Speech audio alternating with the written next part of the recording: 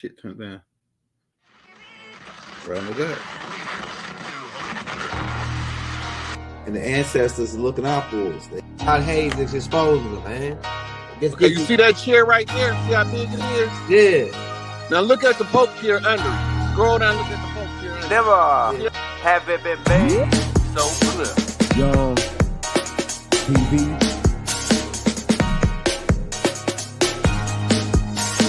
Young. We running the game right now.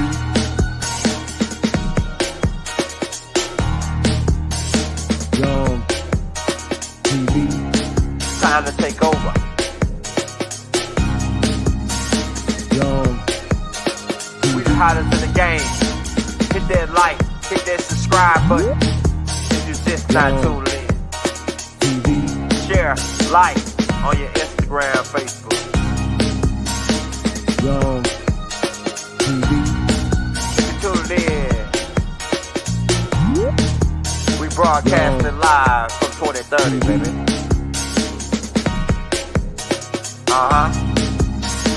Young TV.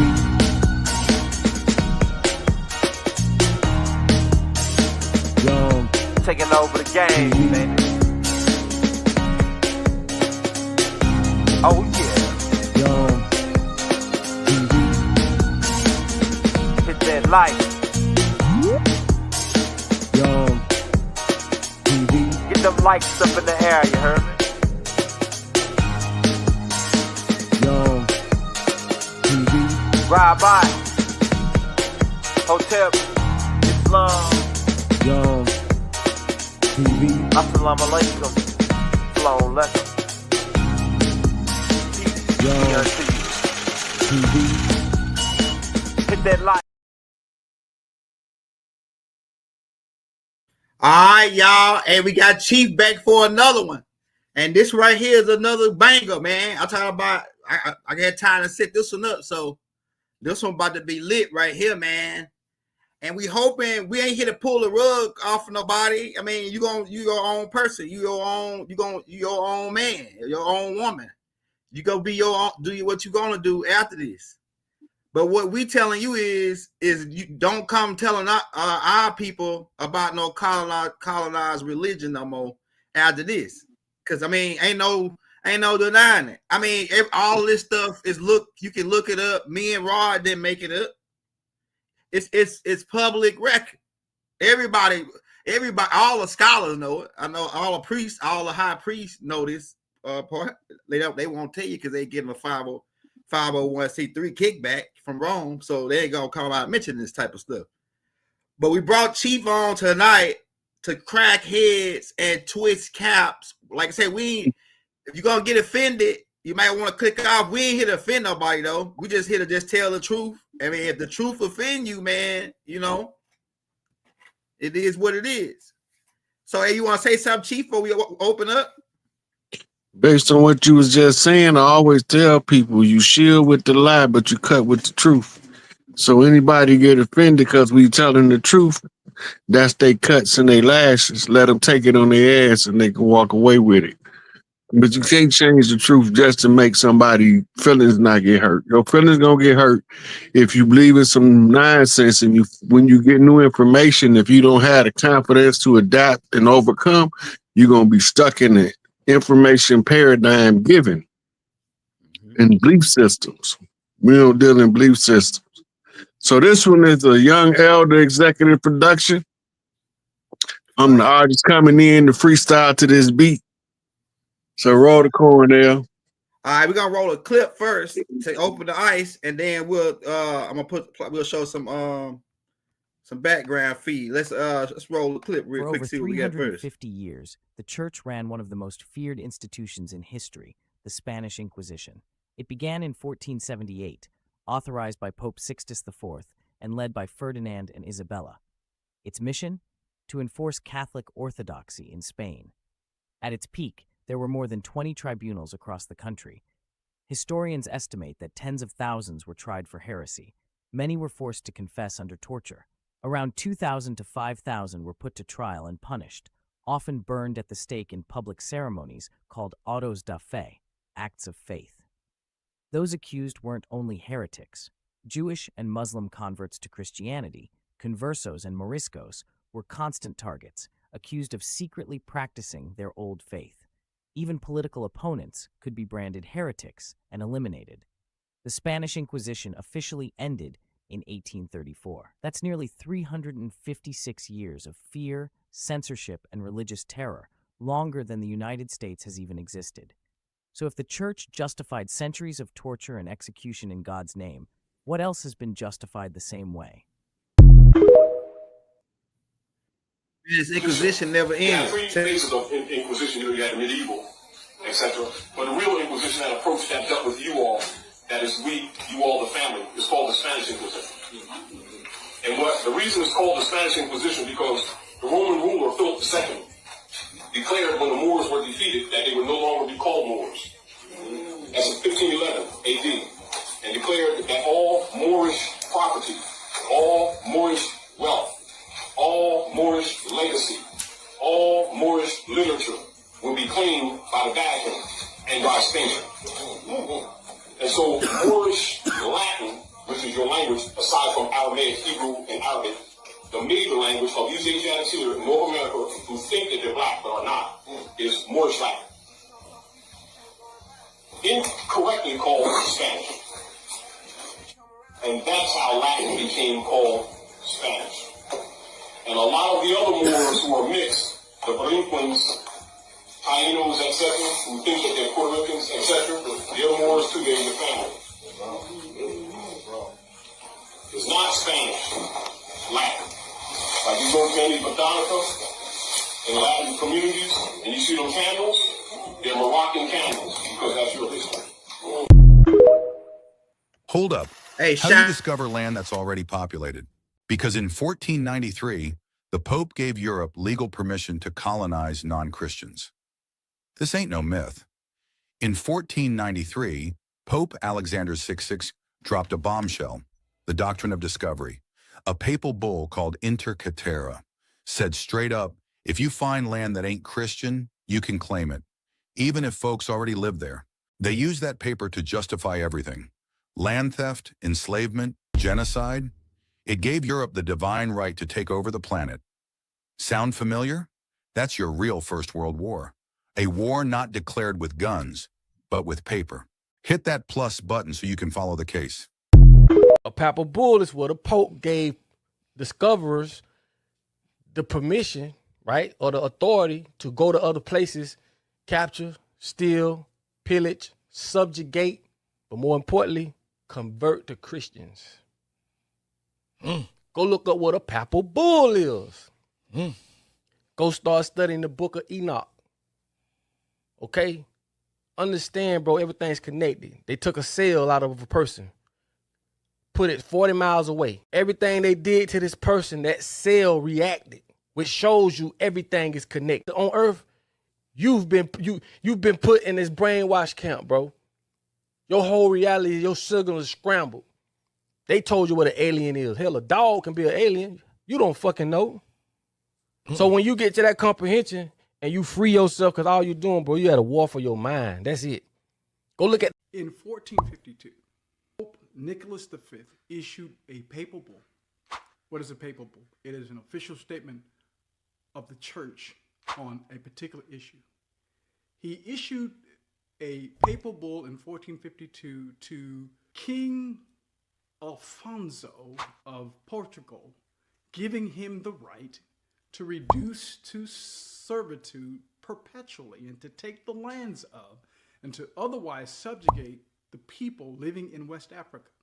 And for that matter, he also gave them the right to subjugate and to enslave Muslims. In 1452, Pope Nicholas V. All right, we'll stop right there, and we'll start back when we'll stop right there. Let me get some of these slides pulled up, and then we'll get to talking right there. I got some of the notes I already wrote them down. Yeah, this is y'all know this right here is the how religion colonized the world, right? We just put a tape out on the video side. Because, you know, me and Rob, we do like the what we call like the undernotes or the footnote classes We let AI do the footnote classes, and this is an AI footnote class. If you want to get more on this information on the video side, also it's a whole bunch of videos in the descriptions. This is another one that I just put out today too. That go along with this tape too. They show you how they use religion to colonize the Native Americans. Right. All right. So we can start right here. Let's see. We're gonna talk about that Spanish Inquisition. It's gonna come up. We'll talk about it when it come up. So first we got to deal with the Papal Bull. Okay. Hold on. Let's go to the Papal Bull. Huh? All right. Here we go. Right here.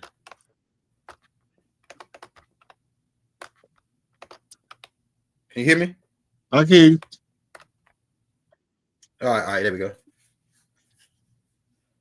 The Papal So Bull. right here, yeah. So right here, tell you Papal Bull is an official papal document. So when they say papal, that means from the Pope.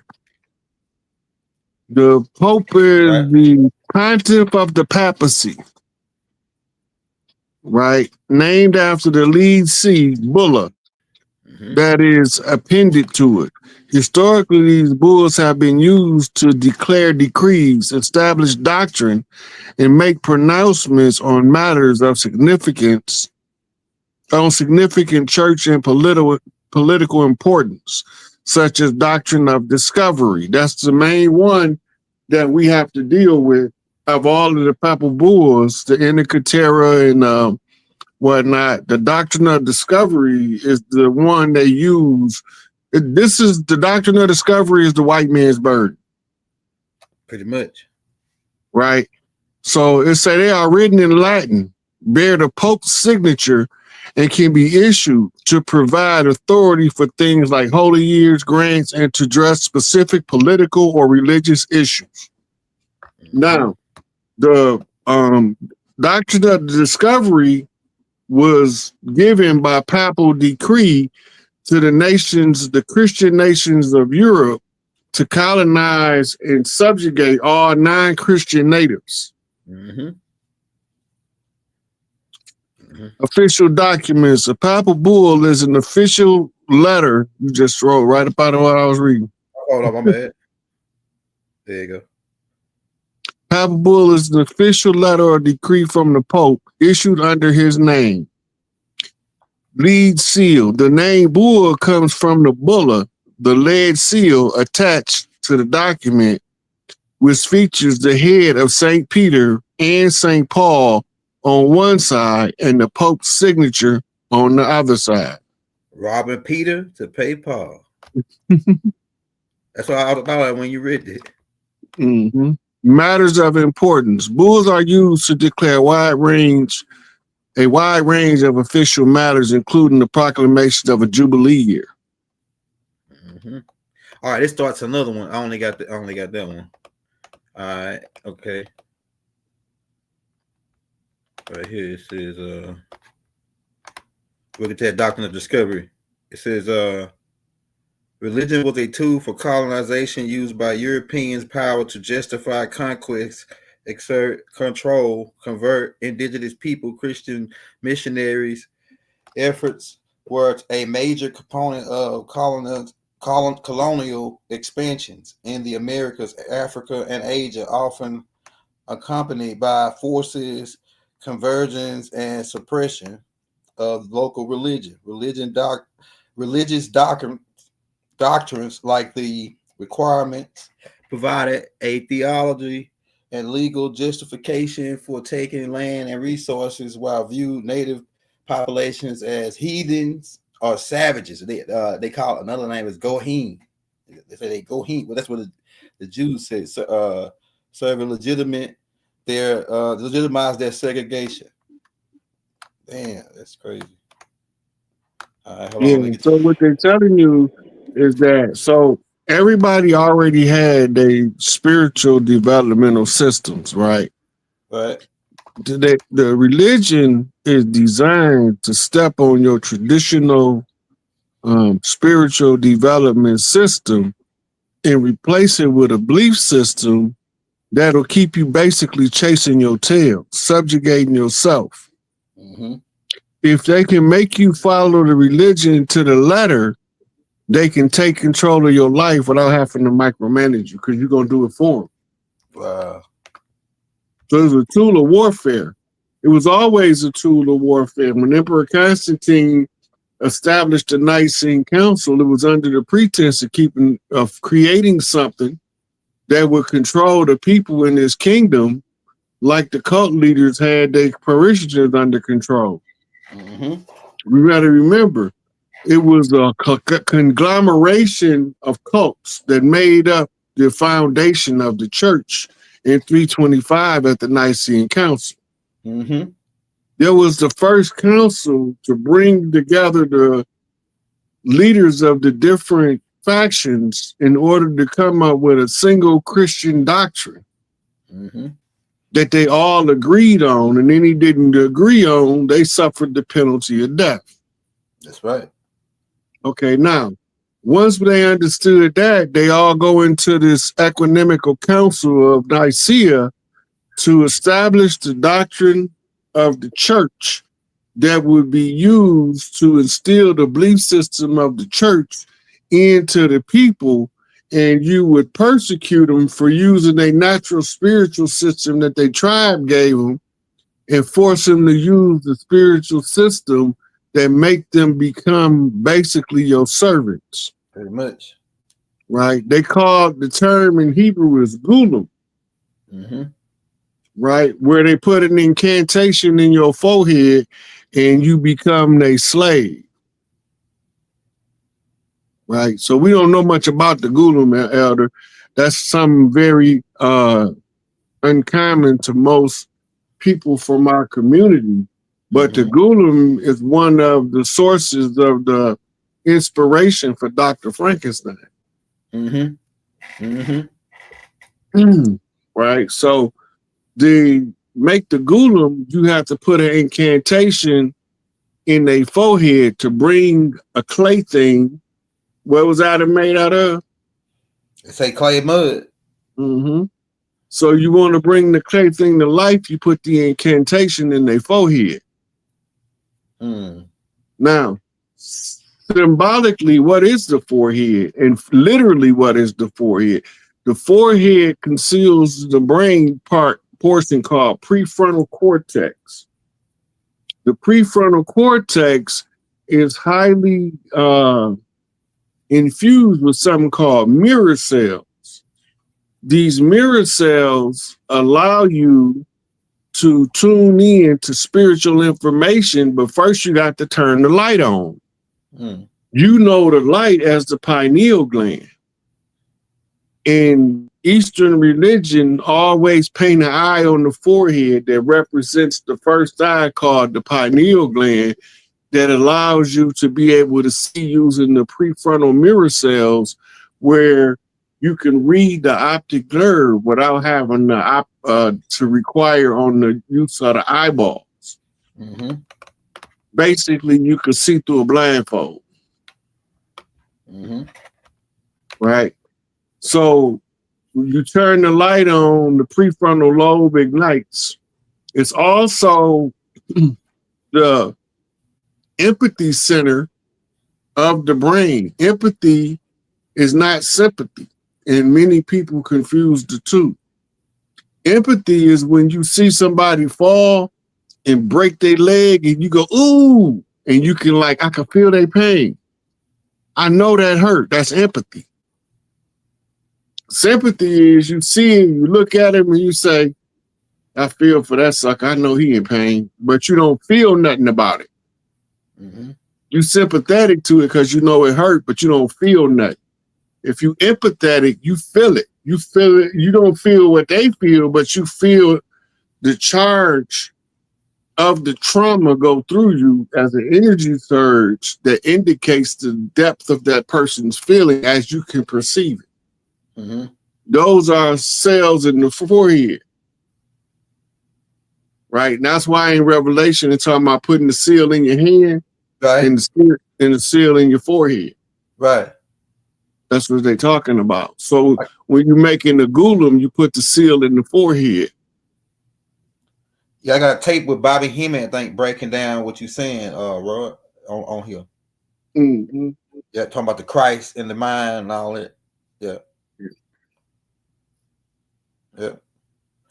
Yeah, so before we go off this 325 AD slide, can I ask you a quick question? So 325 is pretty much when they set up this new format for what they call in Christianity. So before then, this wasn't like it probably was some kind of a following, but it wasn't no official what it is now and what it became today. It wasn't that big until after the Nicaea Council, right?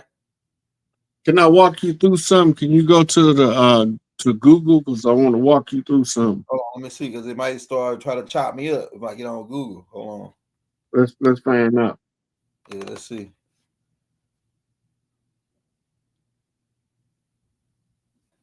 Let me get on.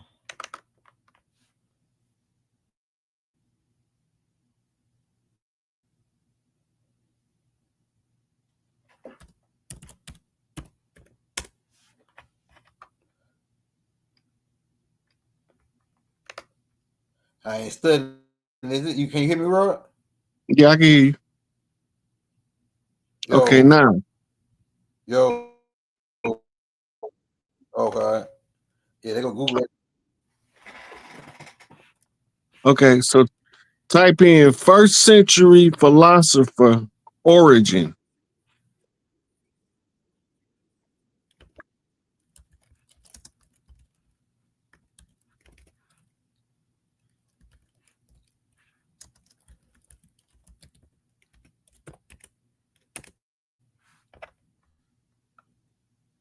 Well, you people call yourself Christians. This guy, his book is still in publication. You can still get it.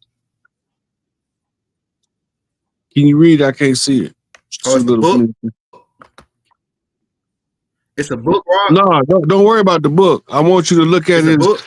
No, look, I want you to look at. Okay, all right. I want you to look at what the years he was here. The origin of Judaism. The year is 30 AD.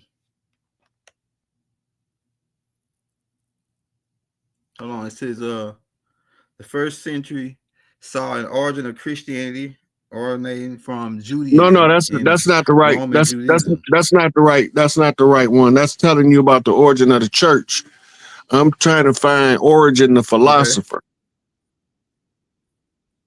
Go back up and write philosopher behind it. There you go, right there.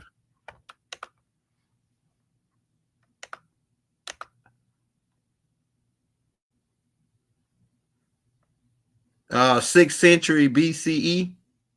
Okay, now read his little bio. Read his bio. It says the 1st century of. It says the 1st century of philosophy is not a term for a specific era, as philosophy origin go back much further to ancient Greece in the 6th century BCE. That's still not it. That's telling you the origin of philosophy now. It's a guy. He's a Christian philosopher.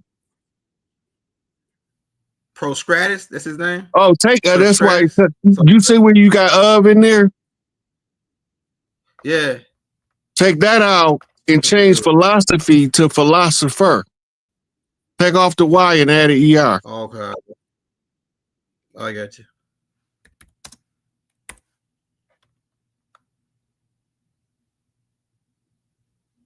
There we go. Filippo of Alexandria.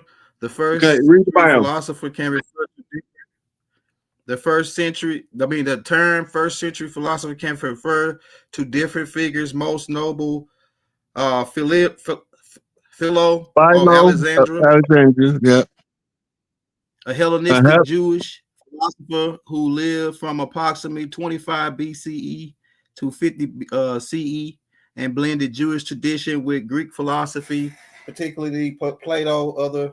Other influential figures from the period includes Origin. Yeah, that's the one I'm talking about. Origin. Origin. Hold on, let me type him in. That's how he spelled his name. Okay.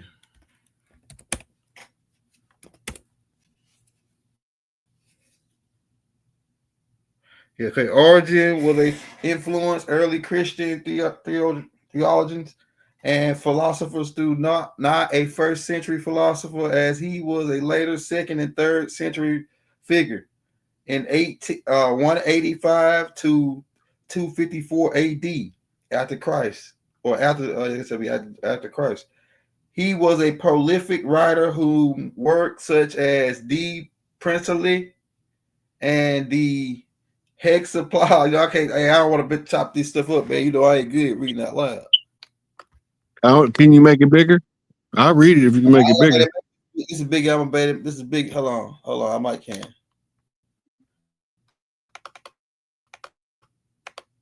There you go. There you go. That's good enough. Can you All see right. now? Yeah. So he was he was a prolific writer whose work, such as the Precipice and the Hexapla, integrated philosophy, especially Platonism, with Christian theology and biblical interpretation. His ideas, particularly his use of extensive allegory and his theory of universal salvation, were highly controversial and rejected by later Orthodox Christians. But he was also respected and influenced many later theologians. Okay, now the reason why we bringing this guy up, look at his picture again. First of all, he'd been whitewashed in the history books, right? He was from Alexandria. The other guy before that, you see where it said that before this one, we was reading about a guy named Juno. Oh, Philo of Alexandria. So you see where it say Hellenistic Jewish philosophy lived, blended Jewish tradition, Greek philosophy, particularly Plato's. Plato's Republic is the political part that came up to become your Old Testament Levitical laws from Plato's Republic. Now remember, the Jews went into captivity in Babylon and lost the Torah. This is their history. This ain't me making it up. They came out of Babylon. They no longer had a Torah, but they had something called a Talmud and a Mishnah, and they had something called the Holy Sephira, which is Kabbalistic teachings. In the Kabbalah, not the Kabbalah, in the Talmud and the Mishnah is weave the tenets of Babylonian blood magic, Babylonian sex magic, and Babylonian blood magic. They teach the rest of it separately as Kabbalistic teachings in secret teachings, right? So now they take these two, Philo and Origin, and this is where you get your writer. Now go look this guy up next, Josephus Flavius. Oh yeah, I know who he is.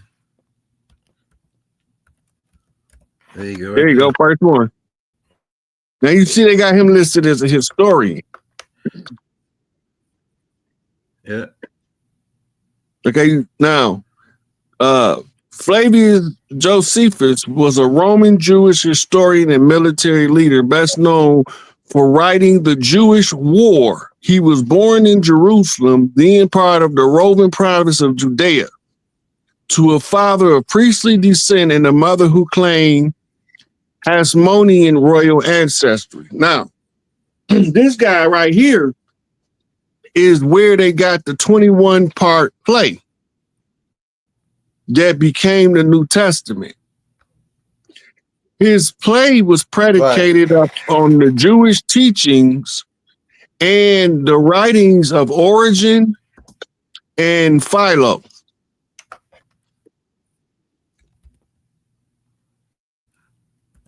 And Flavius means albino when you look it up. Yellow hair, yellow blonde hair.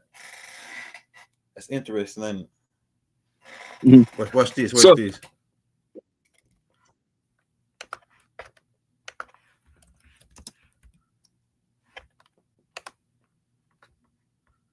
Look. Mm-hmm. So I mean they was albinos. Albino Colonites. Yeah. Flavius. You see, it say it was a Roman family name associated with the Flavian dynasty. Now, Josephus Flavius' name wasn't Josephus Flavius. He got the name Flavius because he was adopted by the Flavian family That's right. Go ahead. as a Roy. historian and as a playwright, Crack it down. right? So remember, there's no movie theater. Mm-hmm. There's no television at home. You got all these aristocrats. Josephus Flavius was a playwright as well when you get into his history. And the Acts of the Apostles was the original name of the script, just like it is in the Bible. The gospel text is supposed to be spin-off text from the book of the Acts because the Acts are the scenes of the play.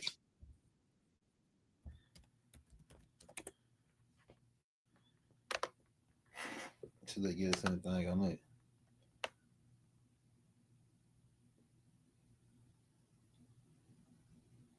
See what it say, confirming the existence of Jesus and his followers. Jews don't believe in Jesus. That's right. Right? This was a play that he wrote, and the play was the anticipation of the return of the savior of the so-called Hebrews that was took into captivity in Babylon. Right. They went in one kind of people, came out a different kind of people. Right? So now the story that Origin is telling and the story that Philo is telling is the holy drama with Cleopatra as the Christ. Look up when Cleopatra was born and died.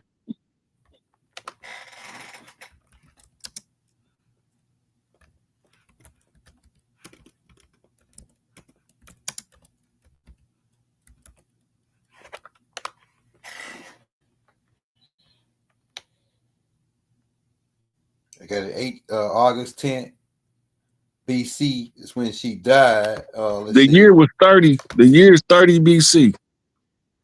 Yeah. Okay, now. And it was in America. Here we go here. All right, now. So she bought. Go back up to Google and ask, why was Cleopatra's daughter tortured?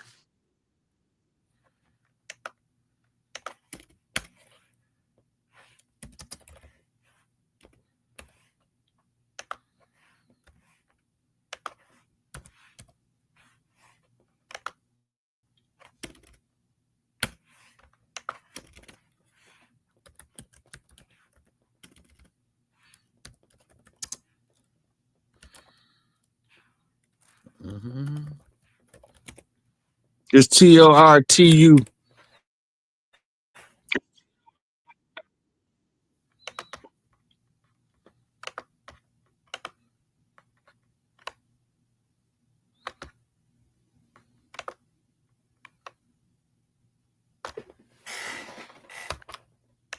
She was marched through the streets of Rome and stoned to death.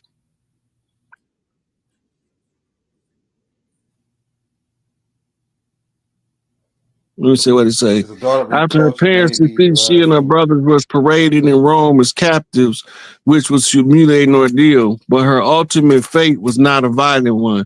Most historians believe she died of natural cause. The story of Cleopatra's daughter being tortured may have arisen from confusion with other events surrounding Cleopatra's family. Then when they was parading them through Rome, they was throwing stones at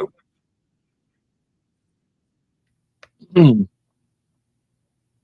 Okay, now, why is this important? We're talking about the origin of the church, right? Cleopatra died in 30 BC. The Jesus character supposed to die between 27 and 33 AD. Right? Mirror flip. Remember, Helen was a woman in Greece, but Helen became a man in Rome. Right? So the Egyptian custom was matriarchal. The term pharaoh means the lady who lights the house. This the wife of the male whose mother is passing the torch of ascension to her chosen son and his consort. She is the queen mother. She got the sacerdotal seat until she go and cross over, and then the one she picked for her son becomes the replacement. When he becomes king, she becomes queen. That's why it's two women holding the arm of the new pharaoh. One is the mother, the other one is the queen, one is the queen mother.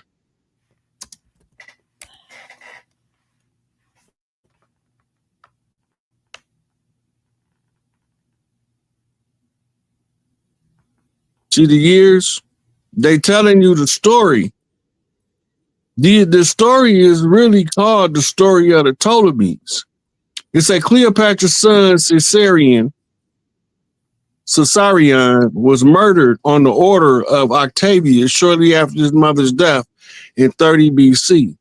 The other three children of Cleopatra, twins Alexander Helios and Cleopatra Selene and Ptolemy Philadelphus, were taken to Rome by Octavian and raised by his sister.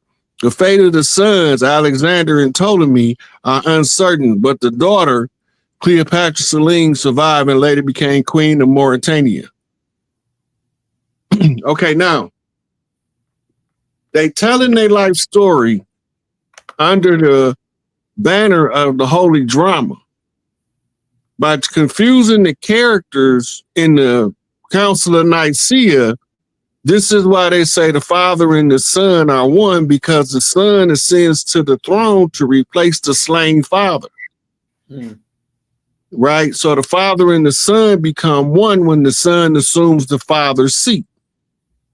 But the Son can't assume neither seat until he's been approved by the mother, which is the Father's senior wife. Sometimes she don't pick her own child because he's an asshole, so she picked a sister wife's child who has the best leadership qualities and the best opportunity for success. So the Pharaoh is the Christ of the era, KRST, the divine feminine, the mother of the house, the light of the community. The light of the land is the great mother. She is the mother of all of the tribes and assumes the position as the tribal mother of all tribal mothers, which gives her the sacerdotal seat. From the sacerdotal seat, she now can allocate resources to the other tribal mothers to make sure that all the children is taken care of like queen bees do. And this is why they used to call us aunts. This is why we call our auntie aunt. Because they called us aunts because they say we rally around Big Mama like ants and termites and bumblebees. Right? So they want to break that up. This is what they designed the story to go in and change the doctrine from the holy drama to in the Osirian resurrection, which was actually a tribal blueprint of the Kemetic tribes for ascension to rulership. So later, after the Dark Ages and the expulsion of the Moors from Europe, you get your papal bull giving the ones being expelled the right to conquest, but they got to convert everybody that they conquer to church. Even if the ones doing the conquering, because we know most of the Spaniards was Moreno or Morisco Jews, right? So we know that the French Huguenots was primary Jews.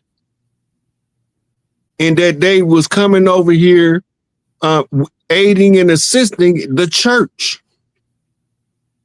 Right? You got to remember, Christopher Columbus was a Jew.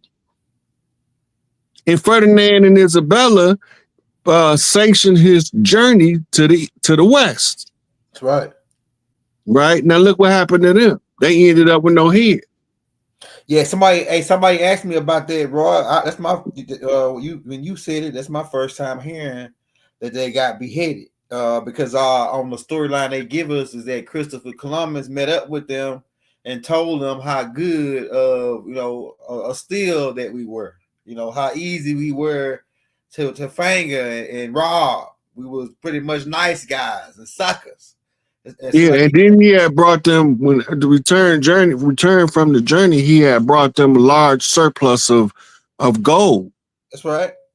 That he got from over here, as well as furs and strange fruit. That was strange to them. They ain't strange. Mango's not strange to us. Right. It's strange to them. So they was taking all of these over there to determine what can we use to trade in order to make money. All of this stuff that you see, this war effort, is about generating capital. That's pretty much what it is. Right? Now, the real capital is kept between the 1%ers. But the fiat is passed among the peasantry. Everybody who operate on dollars and don't have a surplus of gold, silver, or some other precious metal as they back up, they are actually considered a slave in this system. Right? So if you go to Google and you type in what is the currency of royalty, it's going to tell you gold and silver. Right. So the peasants is working on wooden nickels called fiat dollars. I got a couple clips to go with a lot of stuff you've been saying, roll some of them clips. I got a lot of clips saying, like Bobby Hemmett talking about the. Here we go. Let's see what we got in here. 1450. Hold up. A papal bull is what. In 1452, Pope Nicholas V wrote down these words: invade, search out, capture, vanquish, and subdue all Saracens and pagans whatsoever. Reduce their persons to perpetual slavery. Convert them to his and their use and profit. These are the words in a papal bull written in 1452, and this papal bull, along with others between 1452 and 1493, collectively became known as what we call the doctrine of discovery. The doctrine of discovery is these series of papal bulls. It's essentially the church in Europe saying to the nations of Europe, wherever you go, whatever lands you find not ruled by Christian rulers, those people are less than human, and the land's yours for the taking. This was the doctrine that allowed European nations to go into Africa, colonize the continent, and enslave the African people. This is also the doctrine that let Columbus, who was lost at sea, land in a new world already inhabited by millions and claim to have discovered it. You cannot discover lands that are already inhabited. Right? If you don't believe me, leave your laptops, your cell phones, your car keys in front of you, and I will come by and discover them for you. That's stealing, right? That's conquering, that's conquest, that's colonizing. It's not discovery. The fact that to this day we celebrate that Columbus discovered America reveals the implicit racial bias of our nation. Natives are not fully human. This, of course, makes the doctrine of discovery a systemically racist doctrine that assumes the dehumanization of people of color. The doctrine of discovery is a clever way of saying that white Christian men have the right to take over any land they find just as long as it's not already occupied by other white Christian men. It's like playing a game of hide and seek, but instead of saying, I found you, you say, I own you. It is based on the idea that God gave them a special mission to spread Christianity to the rest of the world, whether the rest of the world wanted it or not. The doctrine of discovery was invented by some popes in the 15th century who wanted to spread Christianity and make money from the new lands that explorers like Columbus and Magellan were discovering. They issued some documents called papal bulls, which are not angry cows but official letters from the Pope. These letters gave permission to the kings and queens of Europe to conquer, colonize, and convert any non-Christian people they encountered in the New World. The doctrine of discovery was based on the idea that white Christian men were superior to everyone else and that God wanted them to rule over the earth. It also assumed that the lands they discovered were empty or belonged to no one, even though there were millions of indigenous people living there for thousands of years. The doctrine of discovery ignored the rights, cultures, and religions of these people and treated them as savages, slaves, or obstacles. The doctrine of discovery was not just a religious concept, but also a legal one. It became part of the international law that governed how nations could claim territory and sovereignty. It also influenced the laws and policies of countries like the United States, Canada, Australia, and New Zealand, which were founded on lands taken from indigenous peoples. The doctrine of discovery justified the removal, assimilation, and genocide of these peoples, and denied them their land rights, self-government, and human dignity. The doctrine of discovery is still alive today, even though it has been challenged and criticized by many indigenous movements, human rights groups, and religious organizations. Some people have called the Pope to revoke the doctrine of discovery and apologize for its harmful effects. Others have demanded that governments and courts respect the rights and sovereignty of indigenous peoples and honor their treaties and agreements. The doctrine of discovery is a dark chapter in human history that shows how greed, racism, and religion can be used to justify oppression and violence. It is also a reminder that we need to learn from the past, respect the diversity of cultures and beliefs, and work together for a more equitable world. They call it Terra Nullius, a land belonging to no one. But that was a lie. A convenient fiction, one that paved the way for invasion, genocide, and silence. Because long before the British planted their flag, Australia was not empty. It was alive. For over 65,000 years, Aboriginal and Torres Strait Islander peoples thrived on this land. They built communities, passed down stories older than the pyramids, and lived in harmony with some of the most diverse ecosystems on Earth. But the colonizers didn't see civilization. They saw land they wanted, land they would take with guns, with chains, and with laws designed to erase an entire people. What followed wasn't discovery, it was destruction, not a new beginning, but a forced ending for the world's oldest continuing cultures. This isn't just about history, it's about the lies that built a nation. It's about the voices still fighting to be heard. It's about the wounds that never healed because the truth was never told. And I want to say this about the Uniform Commercial Codes. The Roman Catholic Church, the U.S. Democracy Corporation's slaveholders, and the international bankers together adjusted fundamental rules of trade and commerce into the Uniform Commercial Codes to hide a debt that they created.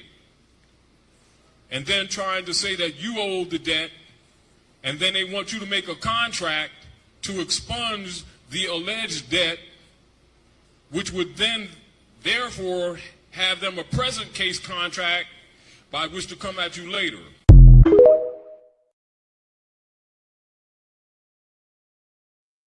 We'll get to that later. All right.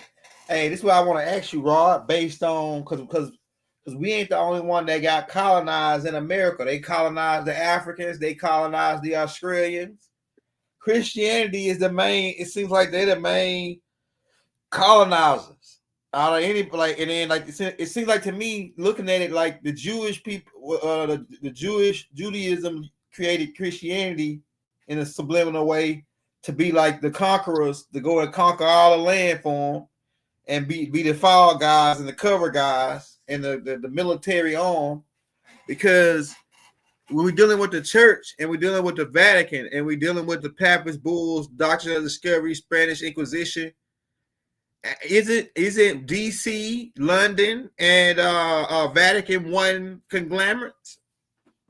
That's called the three city-states of global domination.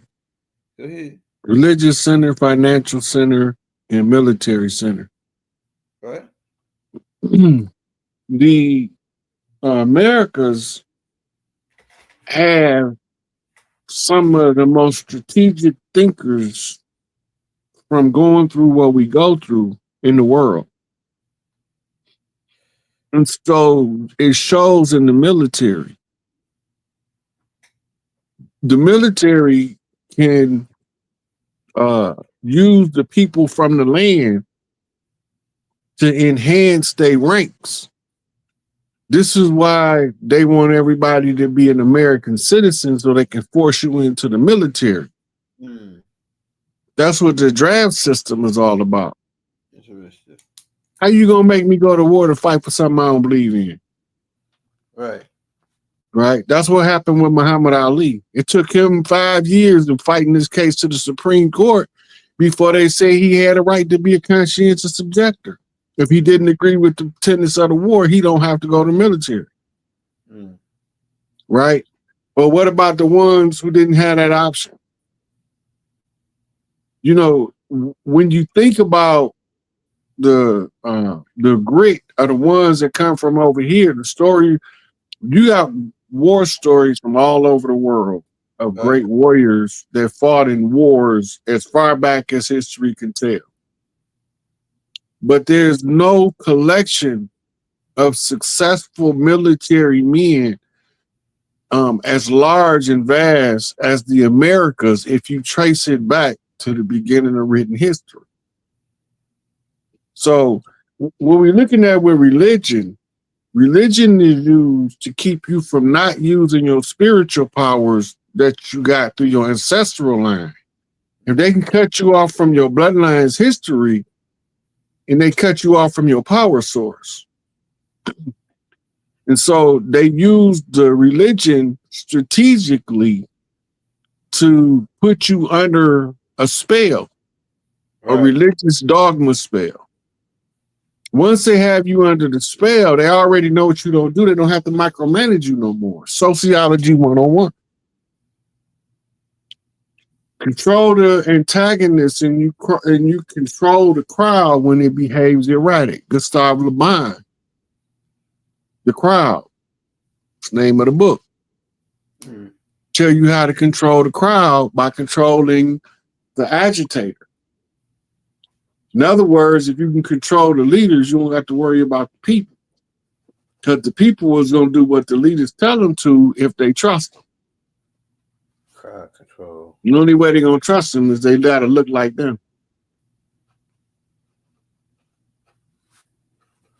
I'm gonna get AI to do a tape on that. Let me roll this next one because I got a whole bunch of clips, some good ones, and then I know it's gonna spark good conversations. Here we go. Through the process of enslavement, we had to be separated from the knowledge. We had to be taught that to acknowledge your ancestors is pagan, is voodoo, is calling on evil spirits. To pour libation is something that is evil, is devil worship, is things of that nature. So our oppressor has done everything within their power to separate us from our power. Why? Because they knew that once we begin to access to that which is within us, they will not be able to control us. And we live in a society where control is everything. As Carter G. Woodson said, if you control a person's thinking, their thoughts, you don't have to worry about their actions. You don't have to worry about what they speak, say, and do.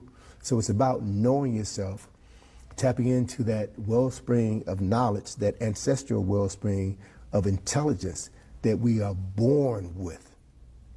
Bringing that information forward, bringing those voices forward, and allowing the ancestors to speak to us and through us so that we will be the vessels through which our ancestors do our best work. That's the process. It's simple, it's easy, and it's the only way people of African ancestry in this society has thrived as a people.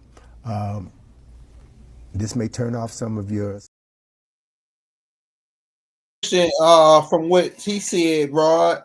Okay, so we know under the Spanish Inquisition, when we had our own culture over here, we practiced herbalists before John D. Rockefeller and his medicine petroleum game. It's a lot of stuff we did on the land over here that's looked at now as, oh, it's the devil, oh, that's paganism. Could you go in on, and then you know, dealing with the Haitian Revolution when they came to attack the Haitians.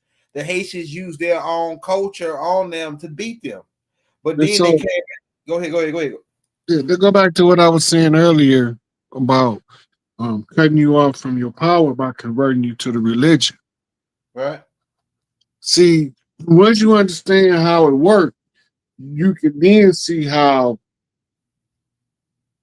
if you look at the layout of the Catholic Church and how they function, and then you look at any Christian church in America, they don't function the same. You have, and like shouting in church is not a Christian thing. Nope. That came from tribal culture of the Vadum. You see them catching the Holy Ghost and voodoo rituals that don't got nothing to do with the church. That's right, bro. Right? But in the Catholic religion, you never see nobody catch the Holy Ghost. You never seen nobody in any Catholic ceremony bust out and the organs get the when they get the, you ain't never seen it. Nah, that's true. Right? So when we sing gospel, it's not the same as the Catholic Church because they got something called Sistine chanting. Ooh, yeah. That's that shit, right? We got a little different swag to it. Swing low, sweet chariot. Right? We singing from the diaphragm, but we singing also on a higher frequency note. Right? So when we performing, we introducing our culture. Tambourines is not from the church. Tambourines is straight out of Louisiana Delta culture. Yeah.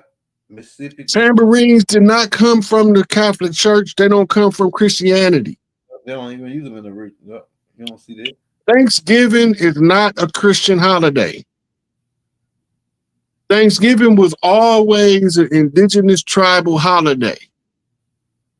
Go back to the history books and they tell you that the natives was about to have a dinner and they invited the colonists.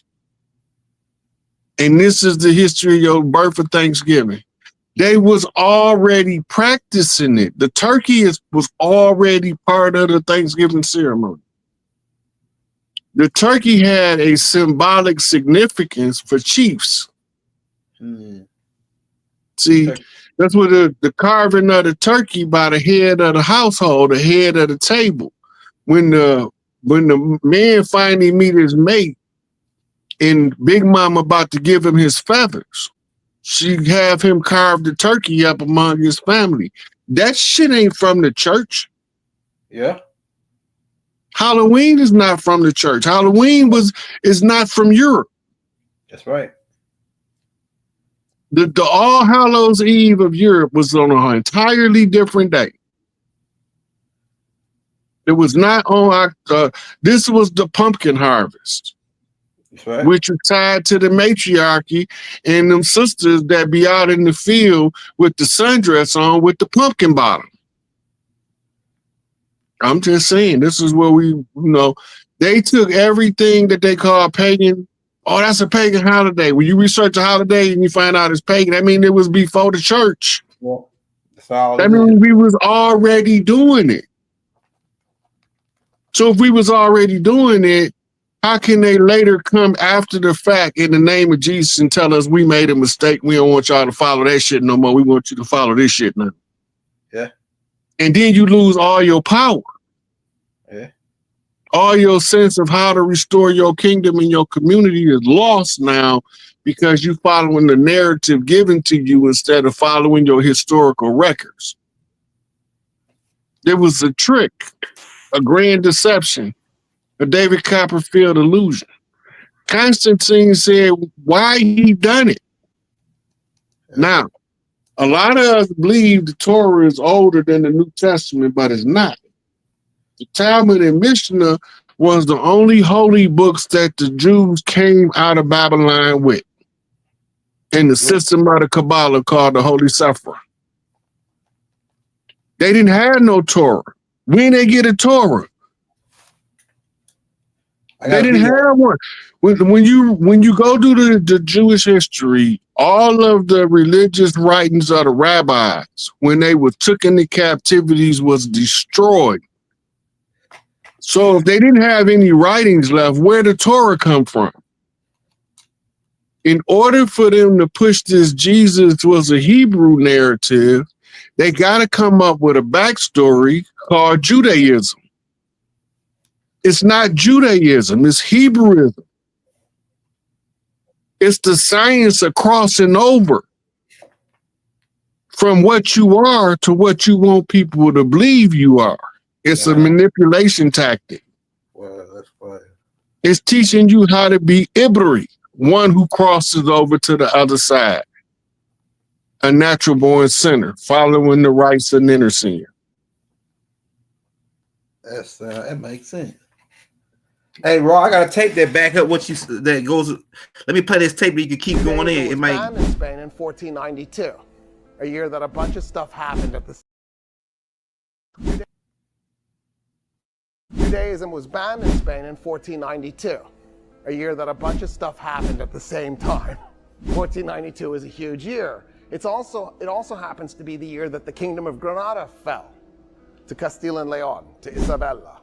That's why Judaism was outlawed in that year. Because as long as there was a Muslim-controlled territory in Spain, there was a place for Jews to flee to. There was a place to defend the Jews. So they need what the Christian fundamentalist fanatics who were making Spain needed to do was take out the last Muslim state before they could start to purge the peninsula of its Jewish population. Why would you kill off the natives to bring slaves from across an ocean when you could have turned the natives into slaves? Especially when most slaves in human history were prisoners of war. Why would a people steal people they don't like from Africa, free them, just to oppress them forever just because they're brown skinned? Why didn't the US government deport black Americans after they freed the slaves?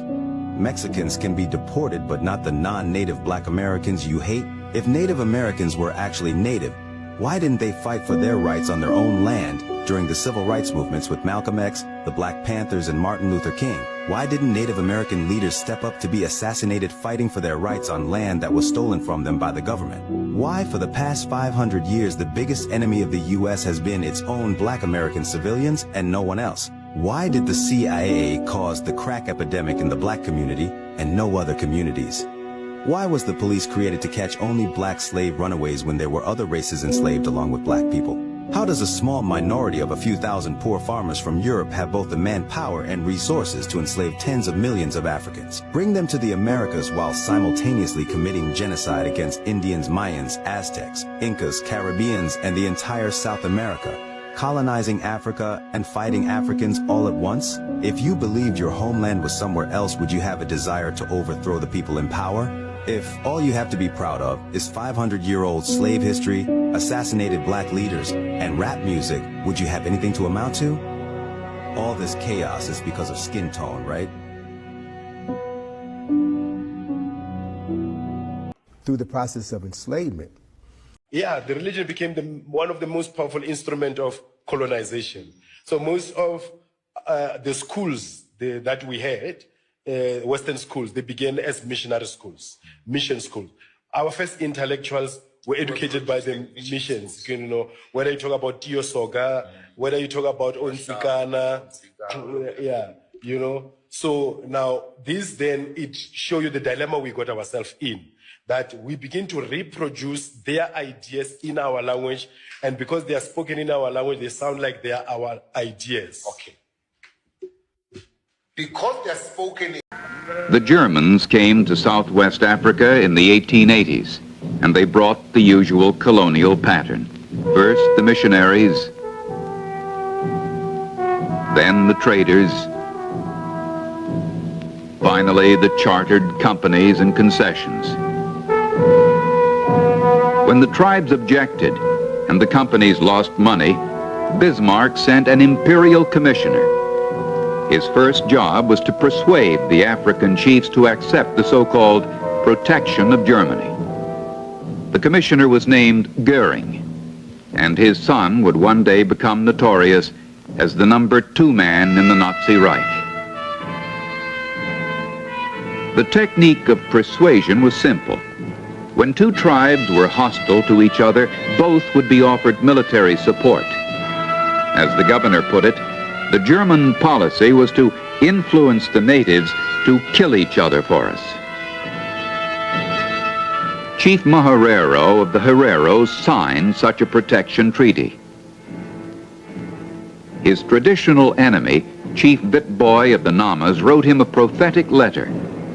This giving of yourself into the hands of the whites will become to you a burden, as if you were carrying the sun on your back. In 1893, the Reichstag... I don't want to get copyright for that. Like to erase that part out. Hey, Rod, I got a question for you on the missionaries. So it's a system that they developed where they send the missionaries in. They cause the problem. They starve you out. They sabotage your crops. Then they send the missionaries in with bologna sandwiches and lunch kits. And say, the missionaries don't first. The missionaries come in as a spy brigade. Okay, go ahead. They come in on the fact-finding mission. They need to know who the leaders is, who they need to kill, right? Who hold the power, right? Which other tribal mothers is behind them. Remember when they tell us the story of Shaka? They always show us the women behind him. Uh-huh. That's because they're giving you their blueprint. Right. This is what the colonizer was looking for. So when you're looking at Shaka Zulu, the movie, right? Don't look at it from the lens of Shaka Zulu, because that's not the Zulu story. Go ahead. The camera is the colonizer. And what he's looking for in the Shaka Zulu story is, how is Shaka empowered and how can we infiltrate to remove this powerful leader? The camera is actually telling you how the spy was seeing the rollout of the Zulu nation. Makes sense. Yeah. Right? We looking at it as if the Zulu telling the story. It's not the Zulu telling the story. It's the guy following the Zulu king around to record the story that's telling the story. A scribe.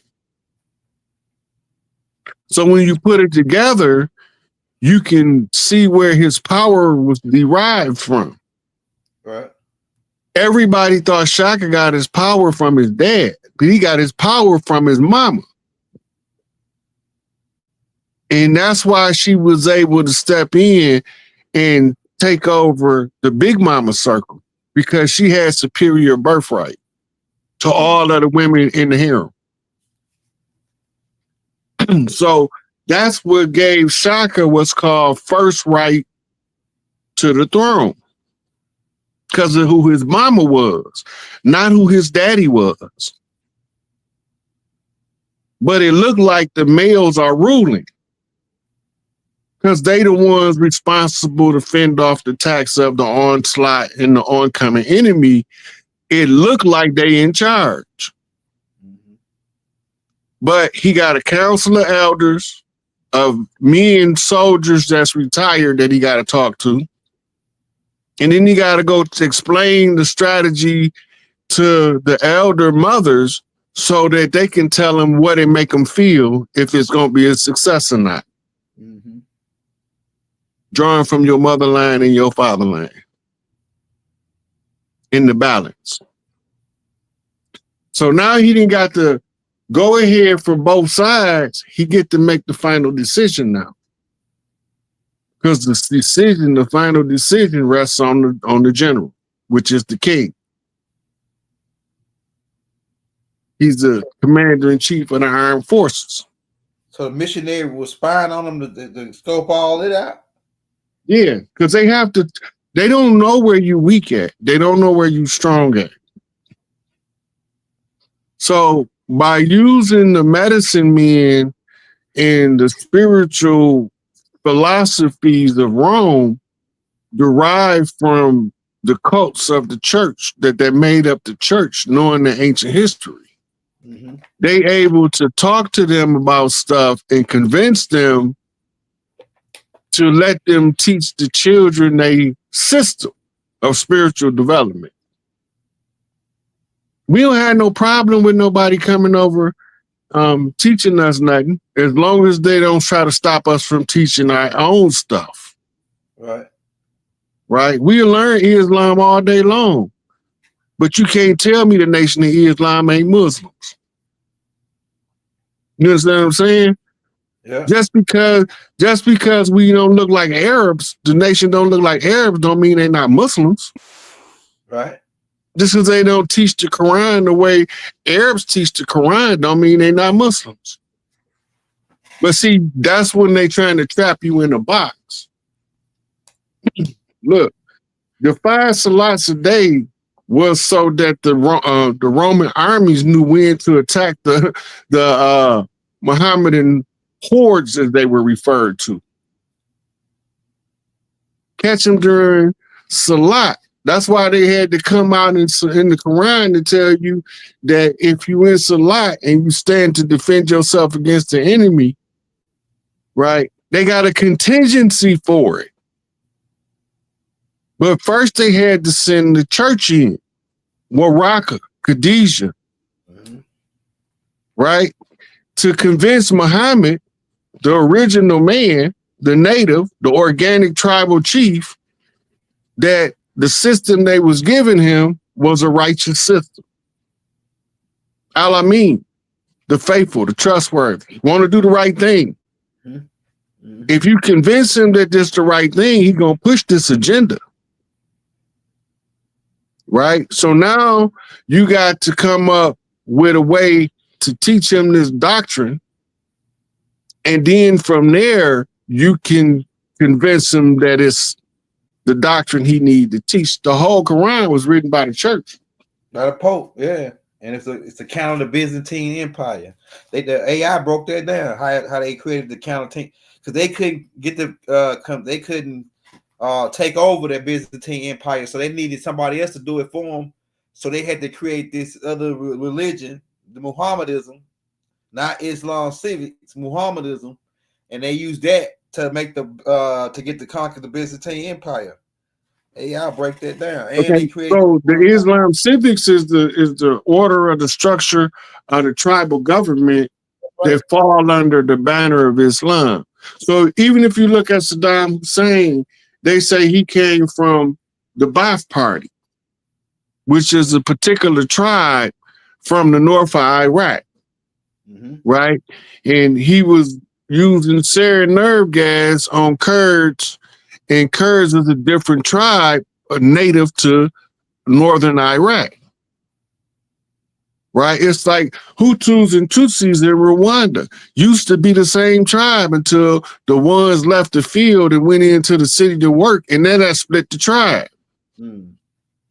Now the tribe is split. They still the same people, but they killing each other like they wasn't. Because y'all bougie ass niggas moved to the city. You left us out in the jungle. That was the mentality. That was perpetuated by a propaganda radio host hired by he was trained by the CIA and MK Ultra and mind control and propaganda. Right? They ended up taking him off the radio, but after a while, it was too late. It had spread like a disease. Right? That's how they know how rhetoric worked. Even if you take Hitler was a master of rhetoric, they say. But when you get the translation of his speeches, all he did was tell the truth. Let that sink in. He supposed to have been the most violent MF, killing 6 million tiny hats. Right? That's what they told us, ain't it, Elder? Yeah, but he ain't killing no tiny hats. He was killing these people. Mm-hmm. Now, German Holocaust really was Nubians. yeah. So the ladies that was in Auschwitz was the ones told us that the gas in the gas chambers was made up. Mm-hmm. What they saying was the gas chamber was the delousing shower system. Right. So they were saying they was gassing them in the showers. Yeah, they did the bitemporary from the UN so they could set up Israel in 48. Mm-hmm. All this, you know, I think, Roy, all this leads up to them setting up is like going back to the conquer of the Papist Bulls, all that. All this leads up to them setting up Israel. Look, I'm Now, gonna show you. go ahead. I'm gonna show you something. Donald Trump just went to the West Bank to sign a peace accord between Israel and Hamas. Am I correct? Right. Now, that's the same as saying that Putin came to America to sign a peace agreement between the United States and the CIA.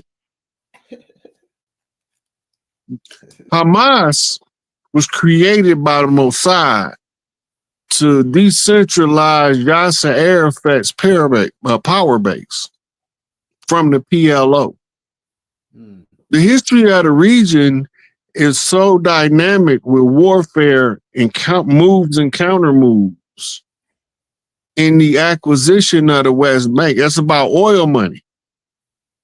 Now, oil is not going to be the primary resource because we're going to be able to run cars on hydrogen, which means you fill your tank up with water. Yeah, that's right. Right? That means that if you run out of hydrogen, you pull over on the side of the road and it's a creek there, you can go get you a bucket out your trunk in a funnel and fill your car back up and get back on the road. Yeah.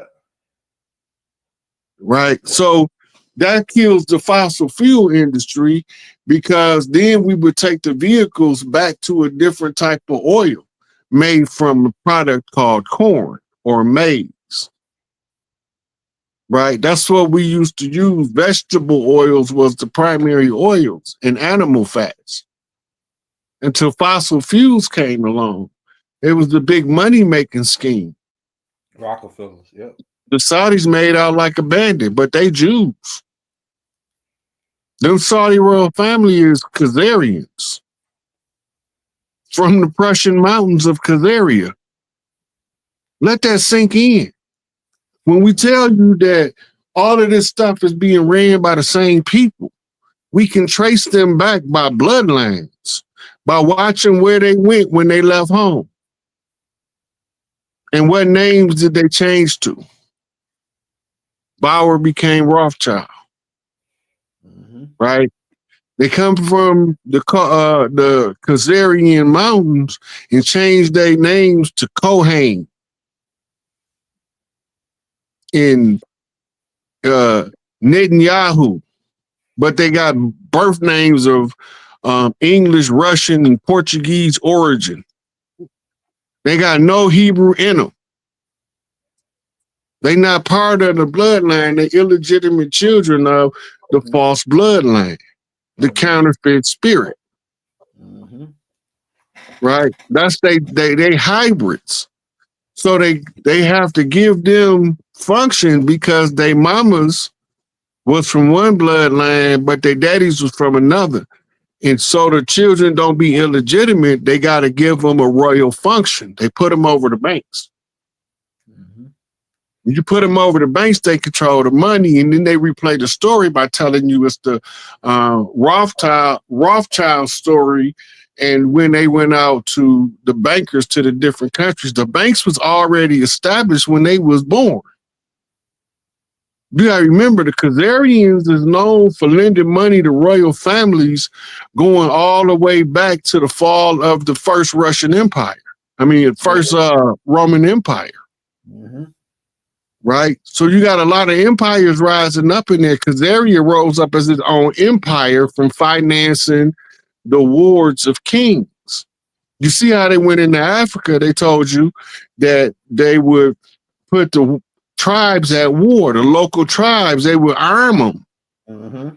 This is what they did to us right here in America in the 50s, 60s, and 70s.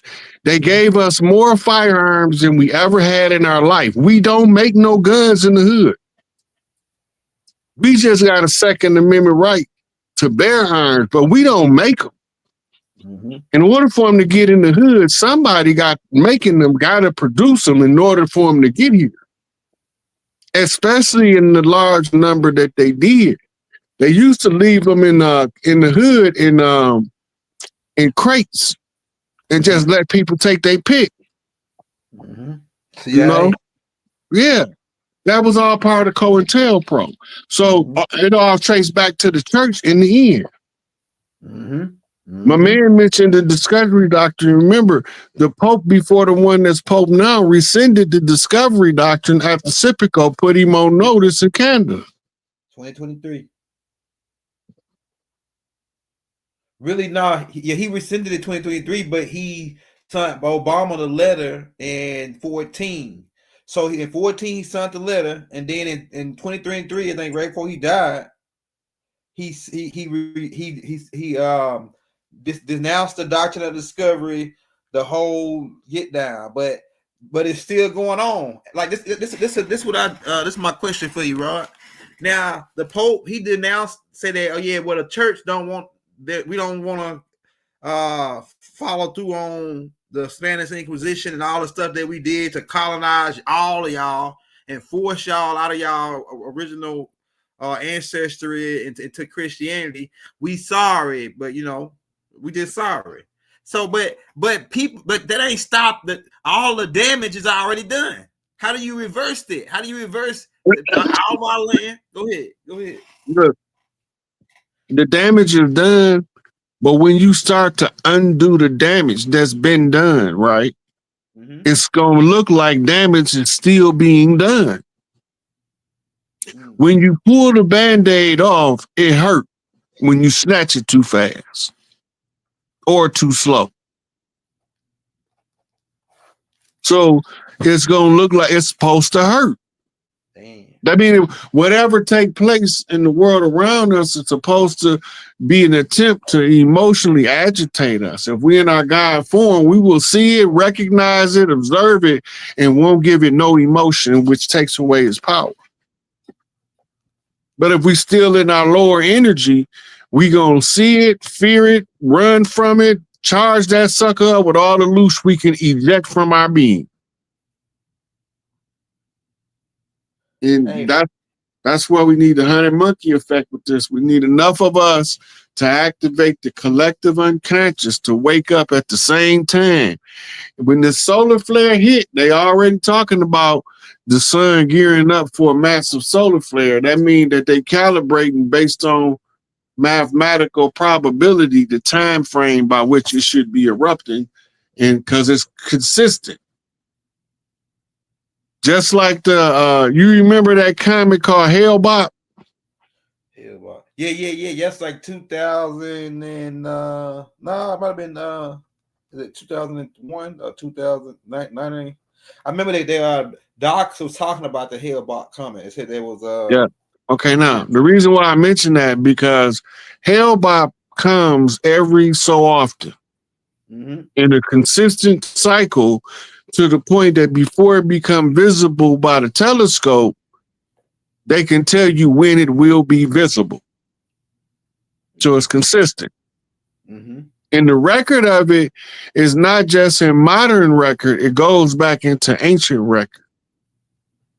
So the comet Hellbop has always been like the second hand on the clock. It come every 80 years roughly. Okay, now, the same way that happened, the solar flare have a same rest period between mass eruptions.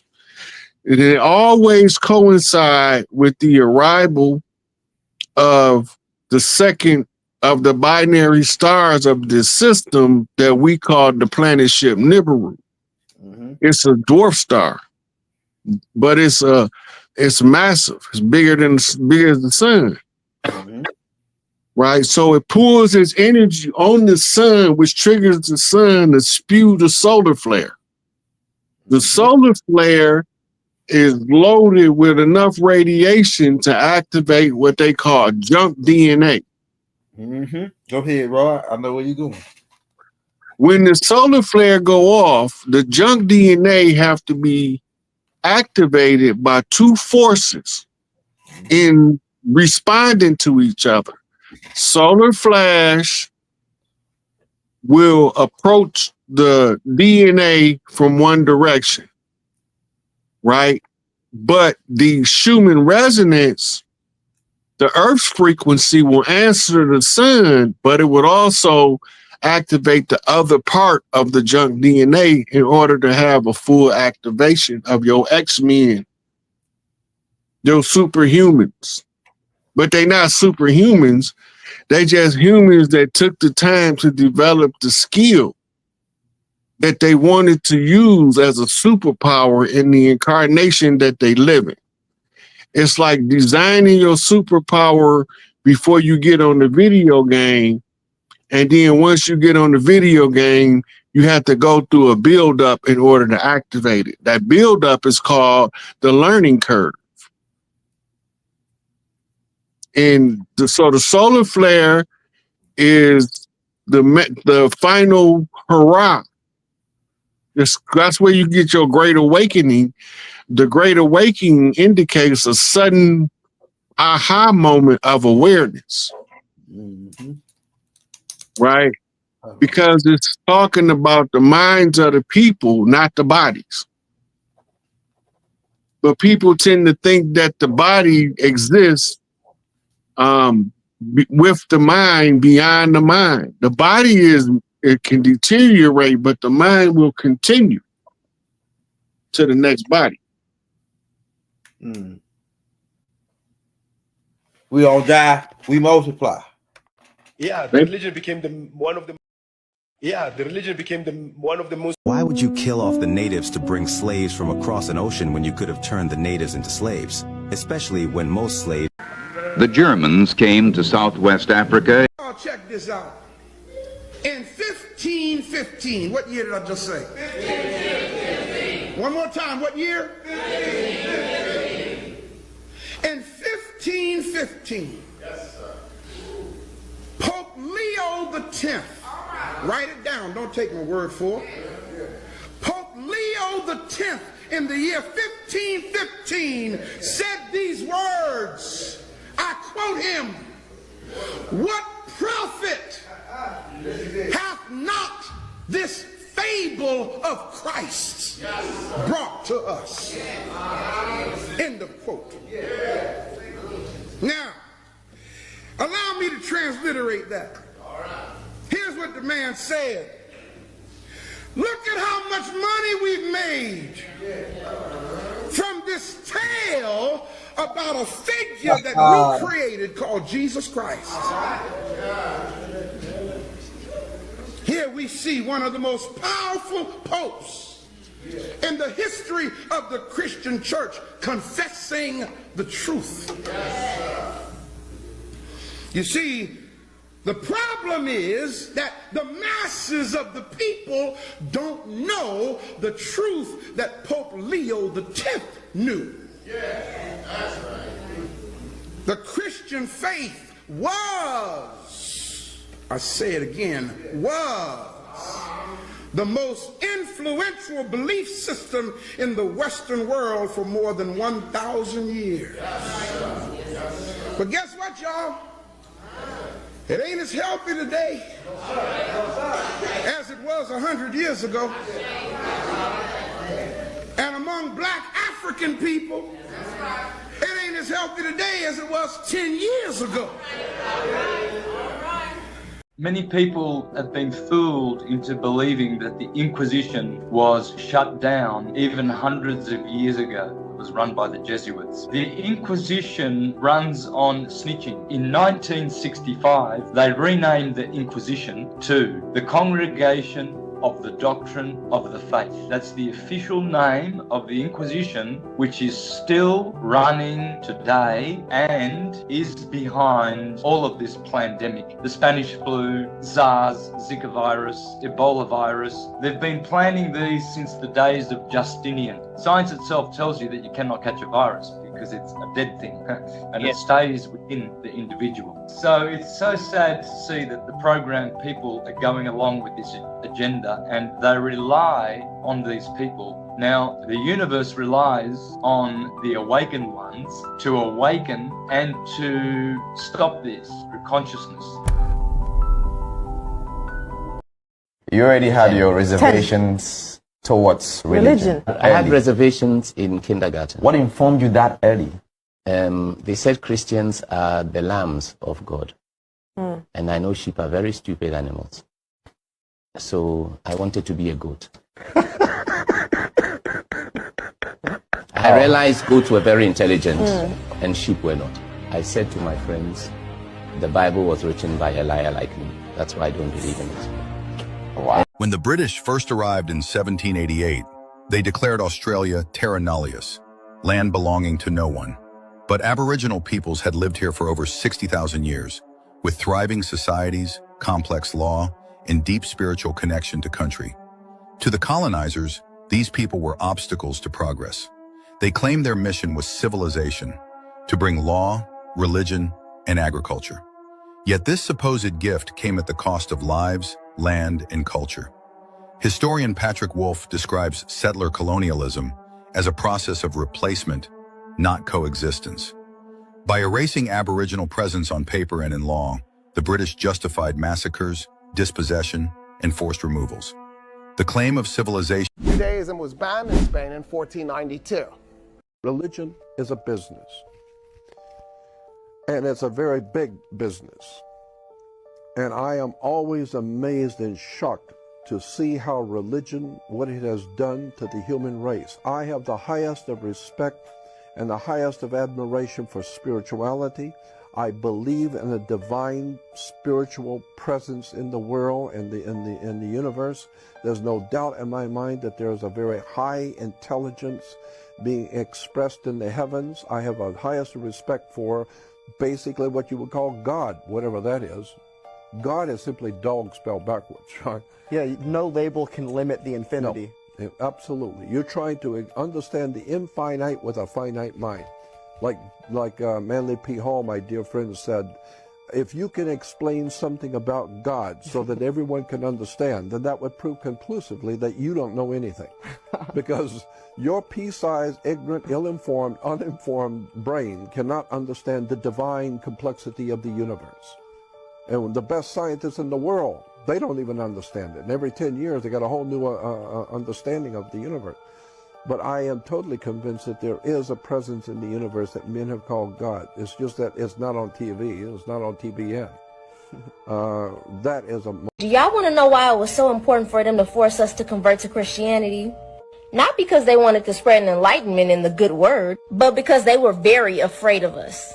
I'm pretty sure y'all heard of the Haitian Revolution. Oh, you know where black people fought against the French and won? They were so nervous, they even made laws. 1685, a law in Haiti prohibited the practice of African religions and forced slave owners to actually push their slaves to adapt to the Christian faith within 8 days.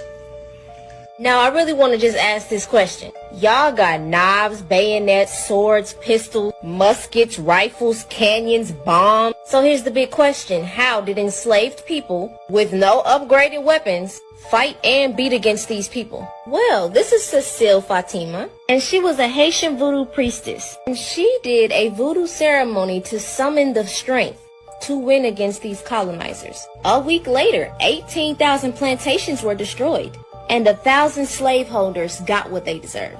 Now, I can see why these colonizers want to demonize their practices. I mean, imagine seeing people like this doing these ceremonies, converting their energy to fight against you.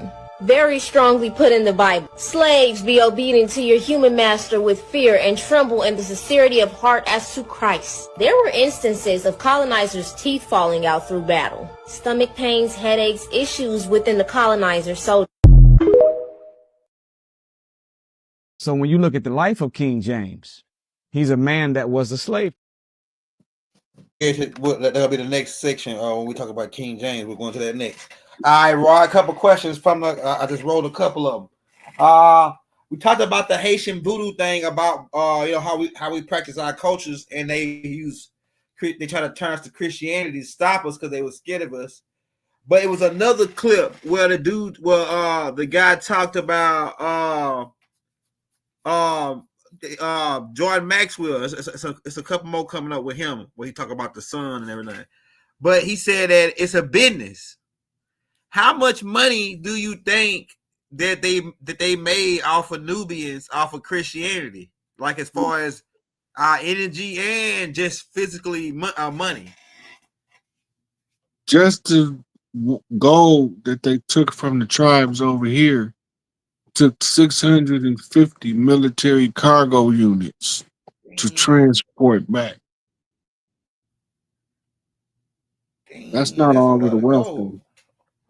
Look, that's not all of the wealth, though. That's not all that was stolen. That's just like the gold. Yeah. Right. We also got artifacts. Smithsonian right? Institute, one something $1 million. Yeah. And you know they shutting down too, right? Yeah. Yeah. Right. So the reason they shutting down is because they part of the government concealment program. The Smithsonian Institute gonna be given back to the hands of the tribes, and we're gonna have to put together research teams to go through the artifacts. Everything is documented. Yeah. The history of every artifact is with the artifacts. If you watch that movie National Treasure with Nicolas Cage, when you see him go in that underground tunnel with all the gold artifacts in it. Yeah. Yeah, that's one of the vaults that the Smithsonian has tunnel access to from the museum. I heard about that. They got other vaults that only have wood products, stuff that was carved from wood. They got another one that's only got pottery. Yeah, maps, one with maps. They got one with only maps. They got one with only skeletons. Both giant and regular size that was prominent people that they didn't want us to be aware of, because when you start moving certain ancestors, you rile us up to war. We lash out at you for desecrating our holy places. So as they desecrated it, they had to conceal it. And the Smithsonian's function was to conceal it. So now they got to give it all back.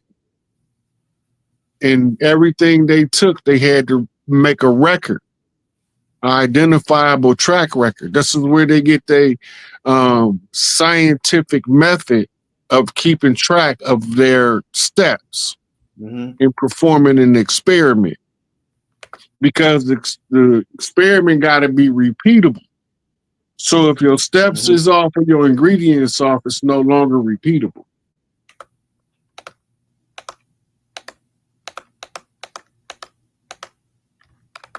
King James. This was the important part that I wanted to ask you about, Rod. Yeah. And I got a couple clips to go along with this, but we'll start right here. Hey, so like when I was growing up, all of my granddad, he was a pastor. Both my granddads, and they was always big on the King James Bible. Man, the King James is the best version, isn't it? Right? Even Doc liked the King James version when they come down to teaching the School of Christianity. Now that we found out that we got colonized by the Christians, and that the first they weren't the first Christians, because the conquistadors came before this setup right here. But King James, who authorized the King James version that all the Nubian pastors over here, the clergies, love, this guy is one of the main guys responsible for colonizing us. Okay, pump the brakes for 1 second. I want to point out a couple of things that I don't know most people will probably overlook. Look at the year. 1606. Okay, now between 1492 and 1606 is about 112 years. Right. Right. Now, this is England's entry into what they was classifying as the New World. Right. Now, prior to this, we fighting Spain and France. In the first 100 years, we fighting primarily in some of the Dutch, Portuguese, the smaller fleets, because it was the Dutch that went to New York to try to buy Manhattan for trinkets. Right. Right. And when they told them that they can't have the land, they could come in, they could set up and they can do business, they got mad and said, called them Indian givers, and they tried to take it back. Yeah. And started a long, drawn out legal battle that I don't even know if it's settled to this day between the tribes from the New York territory and the ones that they made the treaties with that tried to go back on the treaties.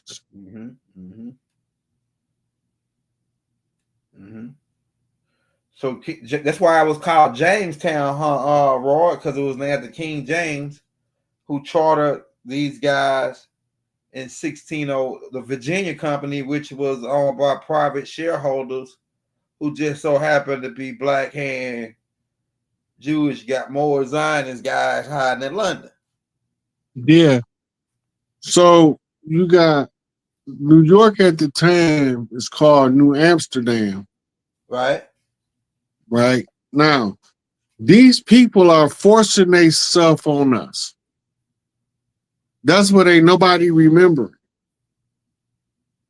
But once they came, we accepted them as orphans. Right? If they can come in and they can live under their own fighting fig tree, they can set up a community. Otherwise, they part of what we call popular community or pop culture.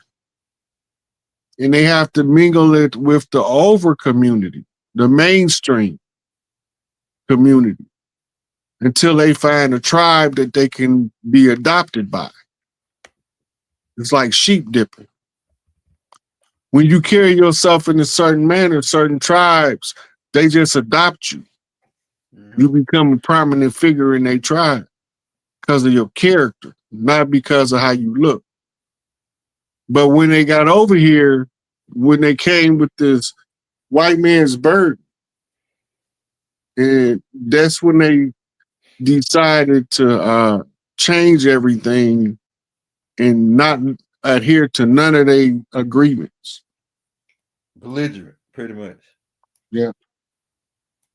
So let me ask you this, Rod. So they came, so King James bunch, who he chartered and funded them, but pretty much the genociders. These guys didn't come with no Bible that the King James version did, because they didn't come out with the King James till 1611.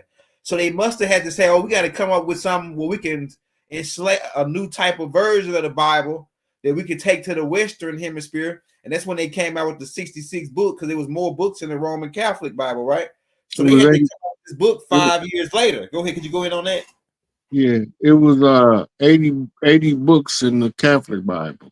Okay, 88. I think I played 88. Well, Yeah, it was 88 in the first Bible. Yeah, the that Hebrew was but when the Catholic Church went through their ecumenical councils, they whittled it down from 88 to 80.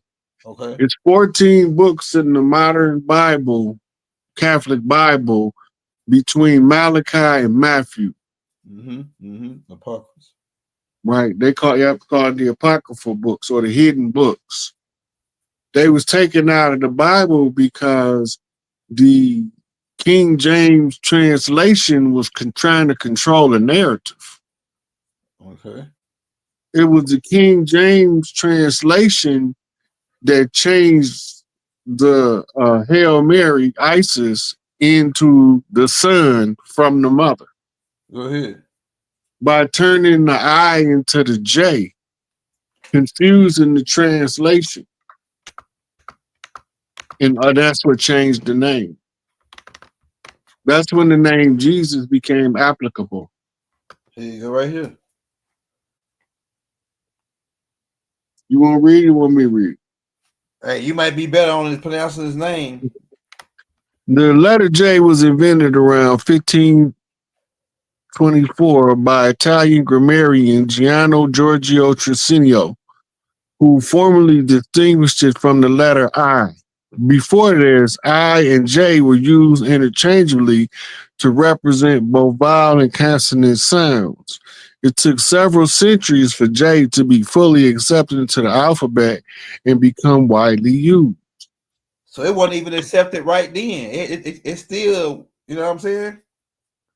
So the J is the fisher, and that should make you fisher of men. Right. Right. That's why the symbol for Jesus is the fish. Right. The J is the hook because the hook is tied to the line and the sinker. Hook, line, and sinker. Damn. Well, shit. So you know the J is the hook. You follow the line till you get to the sinker. The sinker is the foundation, the weight that holds it to the bottom, which is the Nicene Council. Damn. You had the different translations prior to King James. You had the Coverdale, you had the Calvin Bible, different Bibles prior to the King James translation.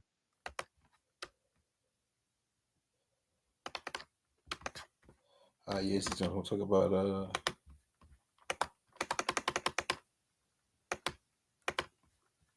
oh yeah, it says like once they Rod, so this is the thing though, man. Like once the guys that King James sent, they brought genocide onto us. They brought biological warfare.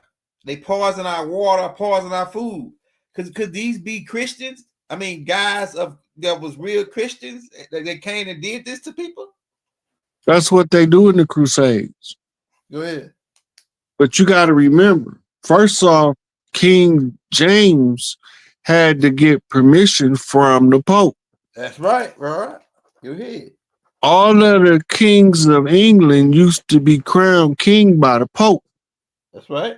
Or the kings of Europe, period. So the Pope is commissioning this.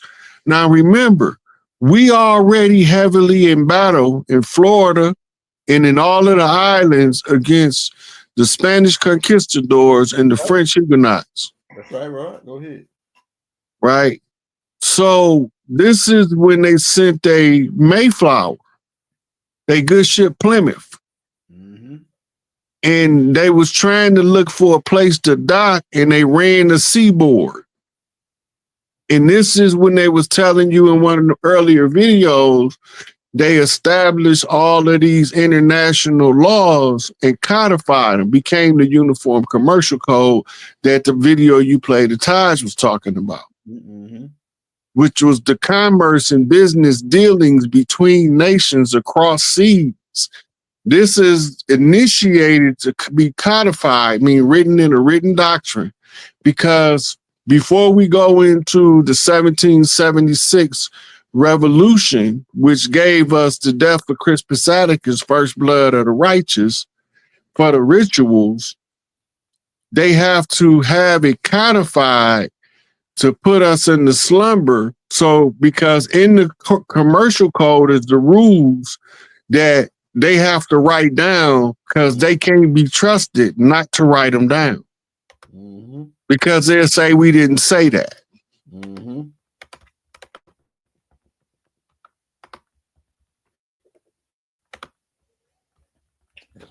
I got some couple more.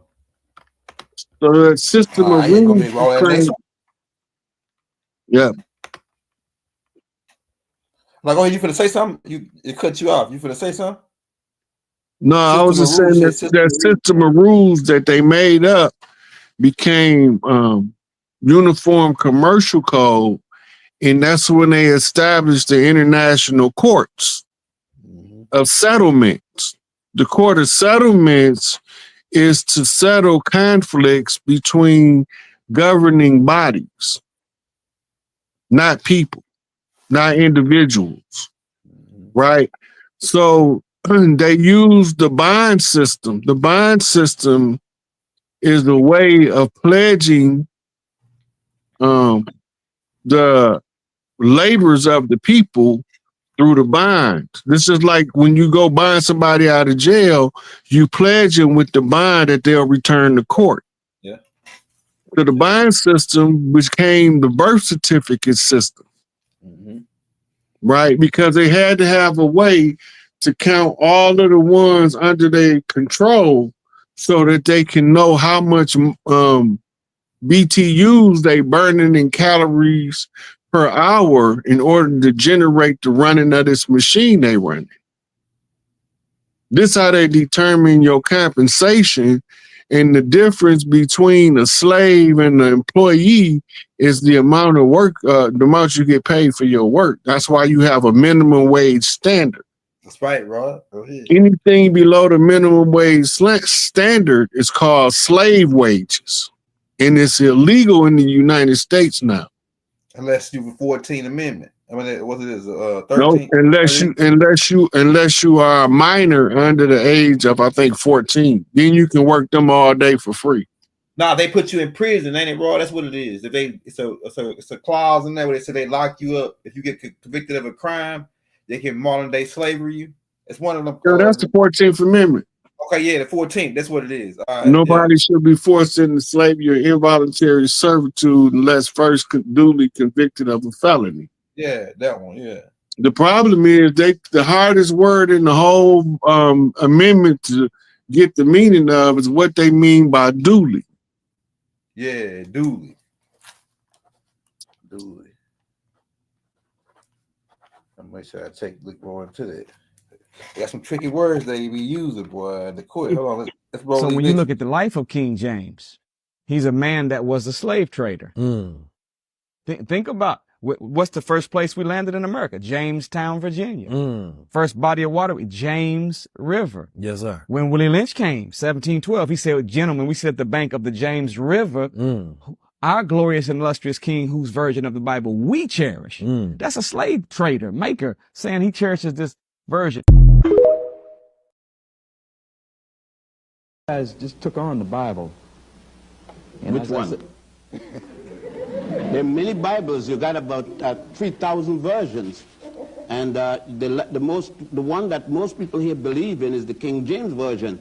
And when a version is not a fact, a version is something like the original.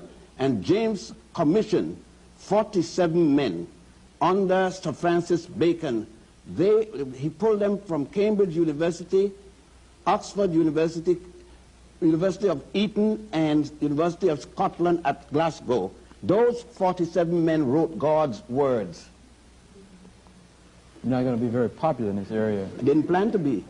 Okay. On what real quick on that, all right, so you said, yeah, so it is a lot of versions of the Bible. Like it's so many versions, I can't even. It's about 600 versions now, I think. Yeah.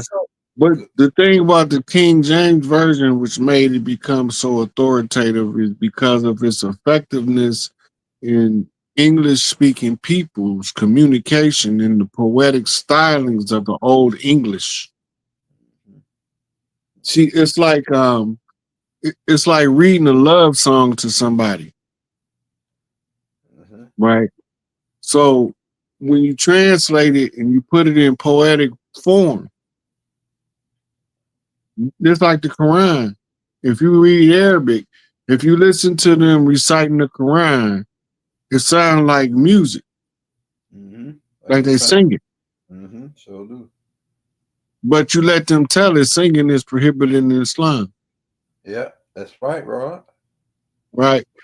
But that's their version to replace the Sistine chanting as part of the Islamic Catholic imprint. So they took something that was tribal and replaced the Sistine chanting of the Catholic Church with a cultural expression of several of the tribes of the area. It's the same way they put tambourines in the church and shouting in the church. They took it from our culture to lure us in. Yeah. So they use our culture to addict us to their misinformation. Once you get used to following the script, it's hard for you to break free because you're used to following the script. Right. That's what it says. What AI said on that tape. Yeah. Because the more you go along, the more you're going to want to just get along. They call it post-traumatic. AI said it was post-traumatic trauma from being colonized with a It's called Stockholm Syndrome. Man. Post-traumatic slave disorder. Man.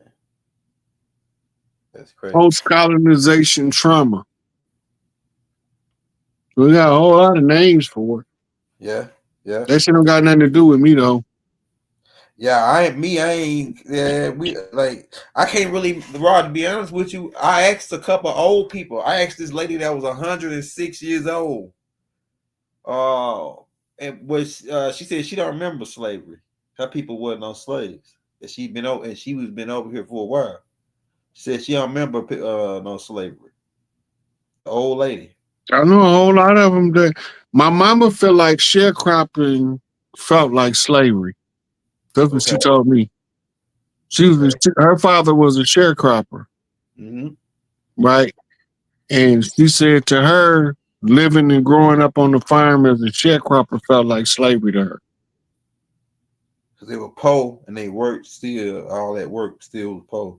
Yeah, but they wasn't really poor because my grandfather, like a lot of the cities around Sunflower, Mississippi, to Tylertown, Mississippi, Magnolia, Mississippi, all that used to be his farm. But he didn't farm it all. It was like wild lands. And he only farmed the part that he used to feed his family and his extended family. Right? We didn't have grocery stores. We gotta remember this. So our families, we always had a family member that kept a family farm.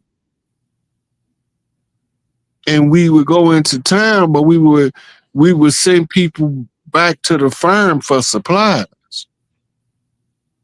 Stores came way later. Right? Stores came based off the trading posts. When you want to do business across tribes, you needed a trading post between the two. Right? Because if the trading posts adjust the value of what one tribe produced and compared to another tribe. Right? You know that in a year's time, this tribe weaved 50 blankets.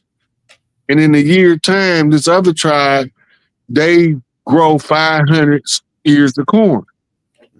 Right? So you know that a year's worth of corn is 500 ears and a year's worth of blanket is 50. Right. So now you know the ratio of difference between the production. Now you know how much corn is required in order to trade for the blankets. 10 corns for one blanket. Yeah. That makes sense. Bought it. Yeah. All right, let me roll. We got a little bit more time. Let me roll a couple of these clips and then it should be great. Yeah, we can wrap it up after these. This is a picture of the man who wrote the King James Version of the Bible, or at least he's given the credit for writing it. He was a supreme slave master, King James. In fact, it was King James who threw slavery into high gear. In fact, it was the slaves were brought to Jamestown. They named, in 1619, they named the place where they brought the first slaves after King James, the Bible man. Okay, so we have to start really looking at these things. On the internet, when you go and look up King James, you'd be hard pressed to find this King James. You're gonna find this dude right here. So somebody tell me, this guy almost looks like a redhead guy. I'm trying to make this clear to you. Somebody is rewriting history. Somebody is erasing the melanin. Skin color does matter because this guy, King James, it says that he was mixed. His mother was African. They just tried to hide the fact that this guy is a melanated guy. This is King James who wrote King James' #1 best-selling book is his book on sorcery and witchcraft. That's what he really was known for. A lot of people don't know that that's his best-selling book, not the Bible. Yeah. King James also was a pedophile. A pedophile. So you're talking about a man that has no real morals, that is into dark energy and dark magic. And then, of course, he's now saw an opportunity to profit from putting this book together. And this book is heavily curated by the Council of Nicaea in King James. Constantine. Yes, Constantine. Yeah. Under the Pope's order to create this book, which they call the Canonized Bible, which people have the illusion that it was written in real time. In other words, somebody's following around. Hey, Jesus, say that one more again because I just didn't get that last sentence you said. Hey, Moses, can you repeat what God said to you on top of Sinai? I mean, come on. Yeah. The Bible was written long after these people were dead and gone. And when it gets down to being a prophet, I can predict that I'm going to pick up this glass of water and then I can pick it up. Prophecy fulfilled. You see, so when things happen after the time, after the event has already happened, when you write down things after the event has already happened, you can create all kind of prophecies in there.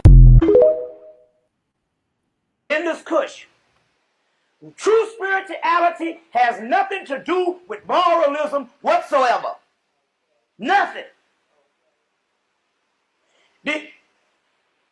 A dog don't need a damn book on how to be a dog. A cat don't need a manual on how to be a cat.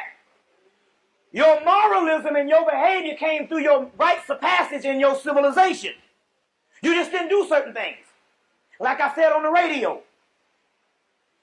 You say, how can you say that? We need doctrine. No, that's what you need now. Because we also knew that the white boy was going to come, and look what he did with the damn moralistic book. Can you imagine if he didn't have one? Hell, he killed your ass with the book. Say, thank you, Lord, and pass the ammunition.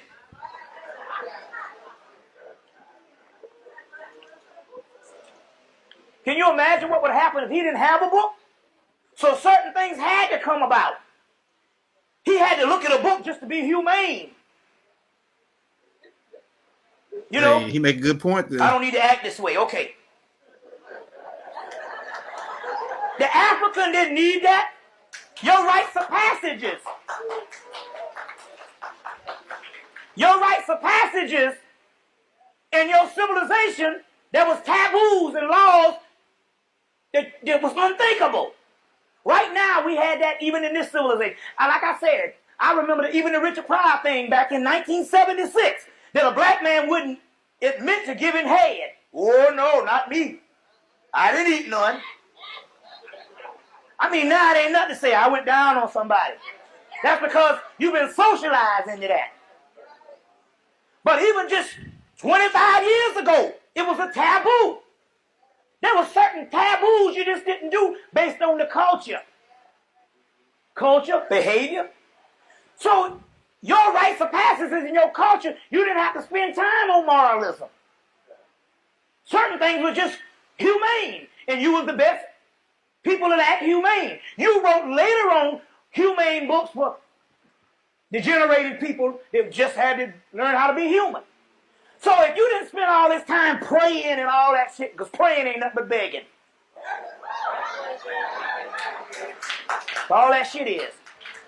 Begging. Prayer is begging. Christianity is basically astrology and sun worship. But what's interesting about this is that the sun goes all the way down south until it hits what is called the winter solstice. And that's on December 22nd, the sun hits the lowest point on the sky in the south on December 22nd. It's called the winter solstice, the beginning of winter. And for 3 days, the United States Navy will show and explain it to you that the sun comes up for 3 days, 22nd, 23rd, and 24th, on the same degree. It doesn't go any further south, and it doesn't come back north. So the ancient people said that the sun was alive. He was the lion of the tribe of Judah, Leo. He got the kiss of death from Scorpio, and now he is 3 days, he's not moving at all. So therefore he's in his tomb for 3 days. Then on the 25th of December, the sun moves 1 degree northward. Therefore, it came back to life. So now we celebrate God's son being born again. He's born again. When? On December 25th. So we celebrate Christmas on Christ's Mass. But as the sun moves back toward the northern hemisphere, it crosses over the equator at spring, because he was dead in winter. Now he's springing back to life. So guess what I did this week? I got an attorney, and I dissolved our stinking 501c3 in this church, because the government ain't gonna tell me what I can and what I can't say. So IRS, we don't need your stupid tax exempt status. You can put it in a bag and burn it in your front yard. All right, so we definitely go in there today, and There were 15 major theological religious movements in the world before Christianity that taught exactly the same identical story of a Messiah who came to the earth, who was born in a manger, who died on a cross, who had 12 apostles, who died with a crown of thorns. Are you aware that there were 15 major religions that had the same identical teachings of Christianity? Most people aren't. And I'm very suspect of a 16th religion, which is copied off of 15 previous religions, and I am told that this one is the truth. I become very suspect. Of course, God's son, S-U-N, the Egyptians said had an evil brother. He was the prince of darkness. He came out at night to rule the world. When God's son died and went away, the world was in the hands of the prince of darkness. His name was Set, and he came out at sunset. The Egyptians said that newborn son that came up every morning, his name was Horus. In Easter, we have Easter sunrise services, Horus Horizon. That's where we get the word horizon. I'm saying that there are 15 major religions in the world before Christianity that have taught the same thing. It is a very ancient, old story. That's why the Bible. You said that, Rod. He just read this whole thing about Abraham, Isaac, Ishmael, Sarah, Hagar. It's an allegory. It's in your Bible. It says it's an allegory. What does that mean? It means that it didn't really happen. It's a story that they made up to make a point. Now, what's the problem? So what, bro? Hagen said it was an allegory. What that mean? Well, that means that if Abraham didn't really exist, that Isaac didn't really exist. If Isaac didn't really exist, Jacob didn't really exist. If Jacob didn't really exist, there was no 12 tribes of Israel. And you want me to keep on going? A hard pill to swallow right there. In America today, you see a very large movement of African Americans who say that they're the real chosen people, that they're the children of Israel, they're the Judeans. You know, so what are they just trying to create an identity for themselves because they were slaves, or is there really something here? And the answer is most likely there is something there. And most likely maybe that they were the original Israelites, and maybe that the Jewish people today who are white, Caucasian people came in a little bit later on. We know that some... Why do you say the church has a slavery mentality? Most of it is because of the 501c3, number one, and two, because they're incorporated. Because the church wants to... You can't govern when you're being governed over. So it's almost like the Israelites. They were being governed over. They were being manipulated, this, that, and the other. So I think a lot of that has to do with when you come out of those programs, underneath the federal government from the 501c3, and you unincorporate, you are now totally free of any of that. So they have a slavery mentality in the sense that they want to be governed over, so to speak. And that's suppressing them as far as and oppressing the people. The Lord showed me it's almost like they're having a demonic portal over the top of them. So it's influence. Did the Catholic Church put the Bible together? Actually, yes. So where the Bible came from, you believe in the Bible, that's awesome. But in a sense, if you believe in the Bible, you partly believe in the Catholic Church, because that's where the Bible comes from. The Bible was not, the list of the books of the Bible didn't descend down from heaven. Jesus didn't leave them with his apostles before he left. He actually didn't write anything down, except, in the sand when the adulterous woman is condemned. But Jesus did found a church, and the church is the one that tells us what is the inspired word of God, what makes the list and what doesn't, what is the canon of Scripture. This is why the Scripture says Jesus was held to be judged in the temple. That's right, the temple, the side of your head. And when you decide that you've heard enough of this and you don't want to hear any more of this light, you want to go back to this one you was talking earlier, running back. This is the one you was talking about the temple and Jesus. This is why the Scripture says Jesus was held to be judged in the temple. That's right, the temple, the side of your head. And when you decide that you've heard enough of this and you don't want to hear any more of this light, you want to go back to sleep, you don't want to hear this light, what have you done?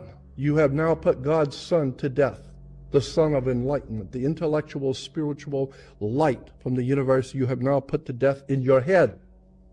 Why? Because that's where God's Son dies, Golgotha, skull place, in your head. Skull place, that's where he's put to death.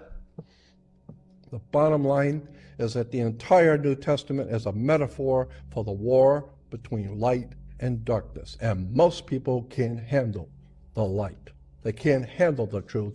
It's too bright, and I don't want to hear this. Well, one day there will come a time when the real truth is going to come out, and you're going to find out that that presence of God bears no resemblance to what you thought it was going to be. God is bigger than any one religion. Jesus has always represented the Son, the S-U-N, not S-O-N.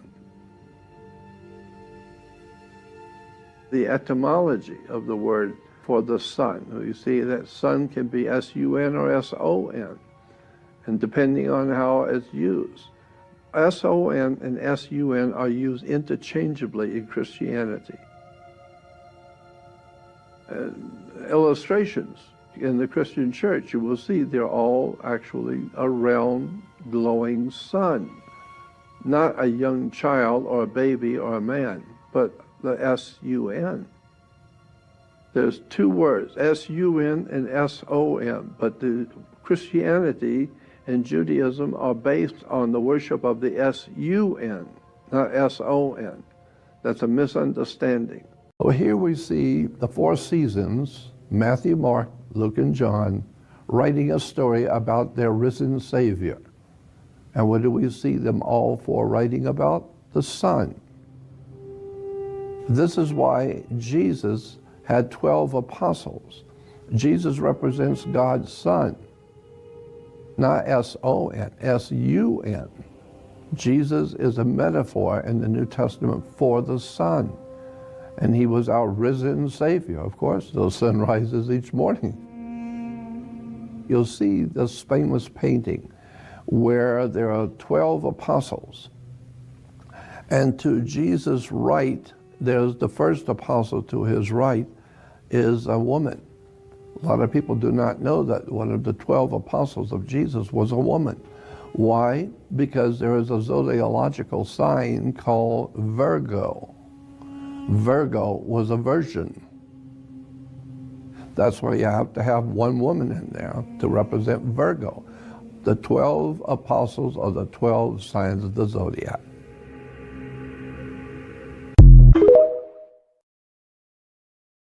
Boom. Hold on. I got two more, then we'll go in and we'll be done. The first symbol that I want to talk about is the headdress that the Pope or the Bishop of Rome wears. That symbol goes back at least 5,000 years. This strange and interesting headdress that the Pope wears is impacted by a god named Dagon. Dagon was a fish god. We have a god who's half fish and half man. So now we see the Pope's headdress, but when turned, you then see he's actually wearing a fish head because he's representing the worship of an ancient Phoenician god. And that very powerful mystical God is still dominating the spirit and the intellectual thinking of religion even to today. You know what Dagon is? Look at the church. The Bible. You know what Dagon is? Look at the church. They're worshiping a god named Dagon. It's right there in front of you if you just look at the church. I think you'll have to explain that. A Phoenician, Canaanite, ancient god that came out of the sea, and he did all kinds of miracles and strange things he knew and taught men how to live and how to grow food, and then he would go back into the ocean at night. That's a myth, right? It's an ancient religion, the Phoenician Canaanite religion. I didn't say it actually happened, I'm just saying that's what they believe. They probably wouldn't know that. No, nobody knows anything about Dagon, and nobody cares. Why? Because it's just a church, so we go to church and we feel good, and we have all our friends there. Nobody reads anything, nobody cares. You just do what you do because they were born into it. D-A-G-O-N is the God of Catholicism. I'm not allowed to say certain... The binding, book binding in Ethiopia. We became Christians because of colonialism. Why do you say the church has a slavery mentality? That's it right there, Roy. I think pretty much. All right, so I wrote a couple of questions down out of those clips right there. One was the sun worship part, man. That when I found that out, after being a Christian for so long, and I heard, hey, man, this line up to once you study all the doctrines and the old teachers before Christianity, it all lines up with this sun worship. It's the same story played out over and over again in different cultures. Like you said, it's the what you call it, the heavenly Holy play drama. out. Yeah, the holy drama. Go ahead. So what you're looking at is a story that has to be covered from multiple angles over a period of time. Right. Cultures change. The phenomenon of the evolution of these ideologies is like whispering in somebody's ear, and then they whisper in somebody's ear for 20 people around the room. Mm-hmm. Mm-hmm. Then that's called the exaggeration aspect. Mm-hmm. So you got to reel it all back to what is they really telling you. The understanding that Jesus is ISIS changes the whole dynamic. Remember, every time a dude came out with a stringy beard and said he was Jesus, they killed him or locked him up. Because they know Jesus is a woman. And this person is a delusional usurper to the throne. Mm-hmm. So they take him off the game board. That makes sense. Hey, my next question is, Dr. Ray Hagan talked about these stories being allegory stories. I mean, we can see that from them taking the sun, turning it into all that, right? So what is your take on that? All these allegory stories that they come up with? The way that we teach each other is with metaphors. Okay. When you read the Bible, it's not a religious book, but you reading it like it's a religious book. The information got to get into the future some kind of way. Right. When you read it as a religious book, you still getting the zodiac, you still getting the astronomy, the astrology, the alignments. They're all in there, and that's what you call conceptual physics. If you are naturally drawn to knowledge, the Bible has a lot of knowledge in it. But when you start thinking that you got this superpower God writing a book, that's where your error come in at. Right. You got to know how to read the book. What is it telling you? It's full of metaphors. Nobody ever told you the Bible was true. You just assumed it was because they preached the Bible. It was born in it, Yeah. But all that's what you call doctrine. And injecting into your veins. Yeah. So that's a control measure. It's like a self-hypnotic program where you keep yourself in hypnosis for the state so that they can control you without having to control you. Man, let's think about all the time. How long did that set us back, Roy? How long did it get by us being We under the right spell? on time, Elder. Look, we right on time. Yeah, we made it. I think we made Look, it. we wasn't nothing wasn't gonna be different until the close of the age. Now we think different because we come from a different era. Mm-hmm. The era that we came from, we was forged in the struggle. We was born in the hostilities of the hatred. We was reared and raised up on the grit of the isolation from being stuck out the house. Right. Right. So we was designed a certain way by social circumstances to produce a particular group of offspring that would figure out no matter what strategy the enemy used, we got that field covered. Right. Once you do that, it's matching up and synchronizing the time frame. Right. If we're gonna take 200 years, what's gonna slow it down? Right. So they was using cheat code. The cheat code was the assassinations. Right. Murdering the ones who could make the changes necessary to get us out of the wreck. Yeah, bloody oath. Mm-hmm. And ta-da, there you go. Yeah, bloody oath. They say they're gonna kill all the princes off and chiefs off on the land. Anybody they can lead them out of what we putting them in. Yeah, pretty much. These people were dark and gothic, man. They had to be dark and gothic. Yeah, and then they take you back to the George Washington challenge because they said they was going to give us harsh treatment, miseducation. They told us in the George Washington challenge, and spin us around and confuse us, and then see if we know what side of the ocean we belong to. Yeah, yeah.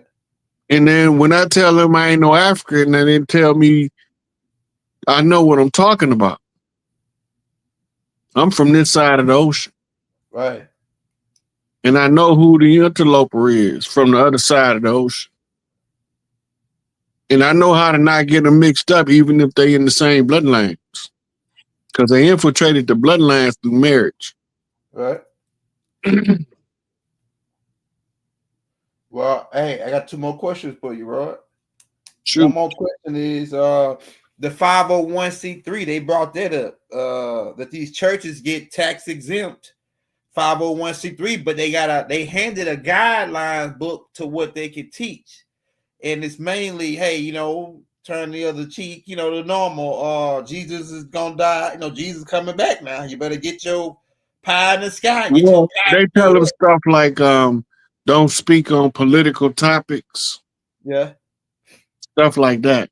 That's part of the 501c3. If you're a clergy, if you're the church, you shouldn't be teaching on politics and science. You should be teaching on religion and spirituality and nothing else.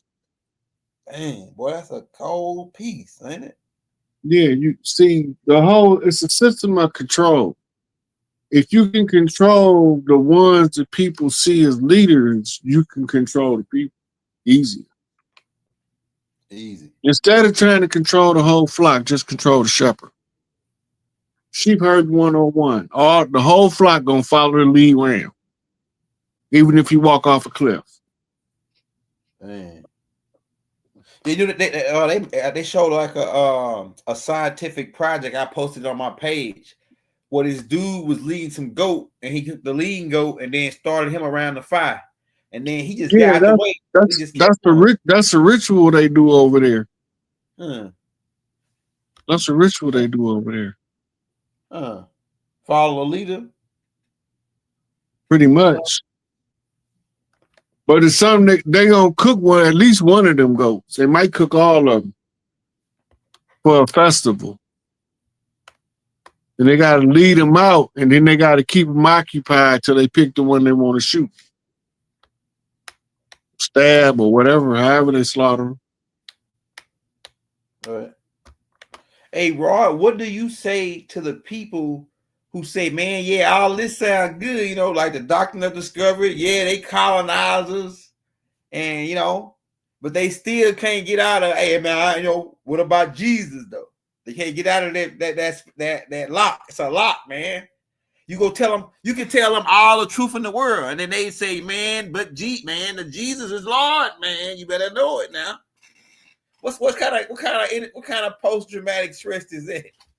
That's Stockholm syndrome, Okay. right? And let's So go. they captors, they didn't fell in love with being captivated by their captors. It's interesting. It's like look, I'm gonna put it in the rawest terms ever. It's like you kidnap a teenage chick and you just sit there all day telling her your war stories. And she looking at you now like you the hero of the world. Yeah. Right? Yeah. Immature mind, immature thought process, repetition of story, position, stature, and power. Right? This is the preacher. Mm-hmm. In our community, the preacher got less power now than they ever had in our community. Right. They losing power because the youth are questioning the material makeup of the church. And it's the sincerity of heart of the church. The children hearing them preach charity, but certain churches, all churches don't give back. Mm-hmm. So the children is questioning that. You got mega churches like T.D. Jakes, Creflo Dollar, Freddie Price, Benny Hinn, what was his name? Eddie Long. Well, he got Eddie, gay ass baby raping motherfucker. Yeah. But you got all them high power preachers getting all that money. They living in palaces. That's right. Your Kenneth Copelands, your Rex Humbars, Jim Bakers. All this money in the name of the church to live lavish on earth. They had their heaven on earth while the people that's giving them their heaven is catching hell. Damn. That's cold. Eventually, the chickens got to come home to roost. And they got to come and answer for their ill deeds. Every last one of them. And all of the ones who wish to see the hereafter surrender their seats to their daughters and their wives in order to put the new world back in order. Because they didn't show God it in disorder. Man, how long you think these super churches? Because I noticed a lot. Some of them closing their doors. A lot of the super churches. Well, how long you think? I don't like they got long because it's the last of the little generation that still want to stick with it. They pretty much going out. Look, keep watching. When you find out that the new pope is a CIA asset activated by military intelligence, that's gonna be deep right there. When you find out that a lot of these big time church people was involved in blackmail schemes that gave them power, but it kept them under control. Mm-hmm. Right? You find out that the ones of us who was supposed to lead us out of hell led us right into the flames knowingly. And they kept the ones who was trying to get us out the flames in the dark. Right. Until somebody else brought them into the light, then they killed them. Man. It's tied back to the government because the government confessed. COINTELPRO. Yeah, when they write neutralize in the document, stop the rise, that means kill. They want to kill you. They want you DEAD. Neutralize. Right? Neutralize. Yeah. When you be hearing them terms, they make it sound so benign when it's malignant than a motherfucker. Yeah, it's satanic in a way. It's creepy. neutralize him. Voluntary compliance. They got some creepy words, boy. Voluntary compliance. That sounds creepy. Man, when they did their researches into how people follow authority, reading that shit, man, I couldn't believe it. But it makes perfect sense from how they govern the people and what the experiments produce. I can't wait to see how it pan out when religion, because people ain't going for it no more now that the minds. What Rob? What do you say to the people that said? Because I remember some people used to tell me, "Oh, man, that you know all that stuff, you can't go pull the rug off from a, like say an older woman." Like one day, like we was walking down the street, right, and my teachers, the lady said good morning, right. And he used to teach us that, hey, morning is the thing you do at funeral. So we don't say good morning. We say, top of the day. So we got other ways that, ride by. We got other ways that we greet each other in the tribe. We don't say good morning, right? Mm-hmm. But he said, don't pull the rug. Don't like a 95-year-old lady, you wouldn't stop to say, oh, yeah, well, you don't say that. You wouldn't do all that to the old lady. You would just go ahead and say good morning and keep it going. She lived her life stuck in a paradigm. Go ahead. If you break her paradigm, you can break her man. Okay. Her habit wheels have been treading the same track so long. By pulling them out that track, you can make the whole carriage fall apart. So that's why a lot of the seniors, you can't tell them. It had to occur to them by watching. That's how the youth lead the elders. They know what time the change is coming by what they see the youth doing. Tell them where we at in our development. That's interesting. And you just said something about this is the last question right here. It was I just wrote it down. It was hook, line, and sinker. What else? Oh yeah, I'm writing all. I write all the notes so I can do AI on it. Let's see. It was the moment. And we'll take like one or two questions from the crowd. We'll get out of here, man. Just drop me one. Hey, I got something to do, El. Hey, well, we'll get off. Hey, look, that's a wrap. We're at 2:30 anyway, Rob. We call it a wrap. I think this was I think we pretty much got a lot off. Got the point off. Hey, y'all, hit that like, hit that subscribe button. We got about 2,000 people on. We had about like 7,000 people on tonight. Hey, everybody sent Rod $5. You know how we do it, man. We got to keep Chief off the plantation. If you can't do that, send them $1, 50 cents. We don't give a damn. Whatever you can do. Now, if you're a real baller out there, because we got some ballers on right now. If you're a real baller and you got it like that, and you say, man, I want Chief to put them in the game, send Chief $100. Put them in the game, man. We get 2-3 people do that, man. That'll hold us down till we come back the next time. And we'll probably be back. What's today? Today we'll probably be back Sunday night. If we get any updates from you, right? So all right, y'all, hit that like, hit that subscribe button. Well, thank you for coming out, kicking it with us. We got AI tapes that break down more in depth on what we just went over on the video side. We love you all. Free all the political prisoners. Free the Master Teacher Dr. Malachi Z. York. Free Larry Hoover. Free Jeff Ford. Free H. Rap Brown. Rashard Jamal. All of our other political prisoners who fighting on our behalf. Peace, love, Hotep, Wadu. Never have it been made so clear.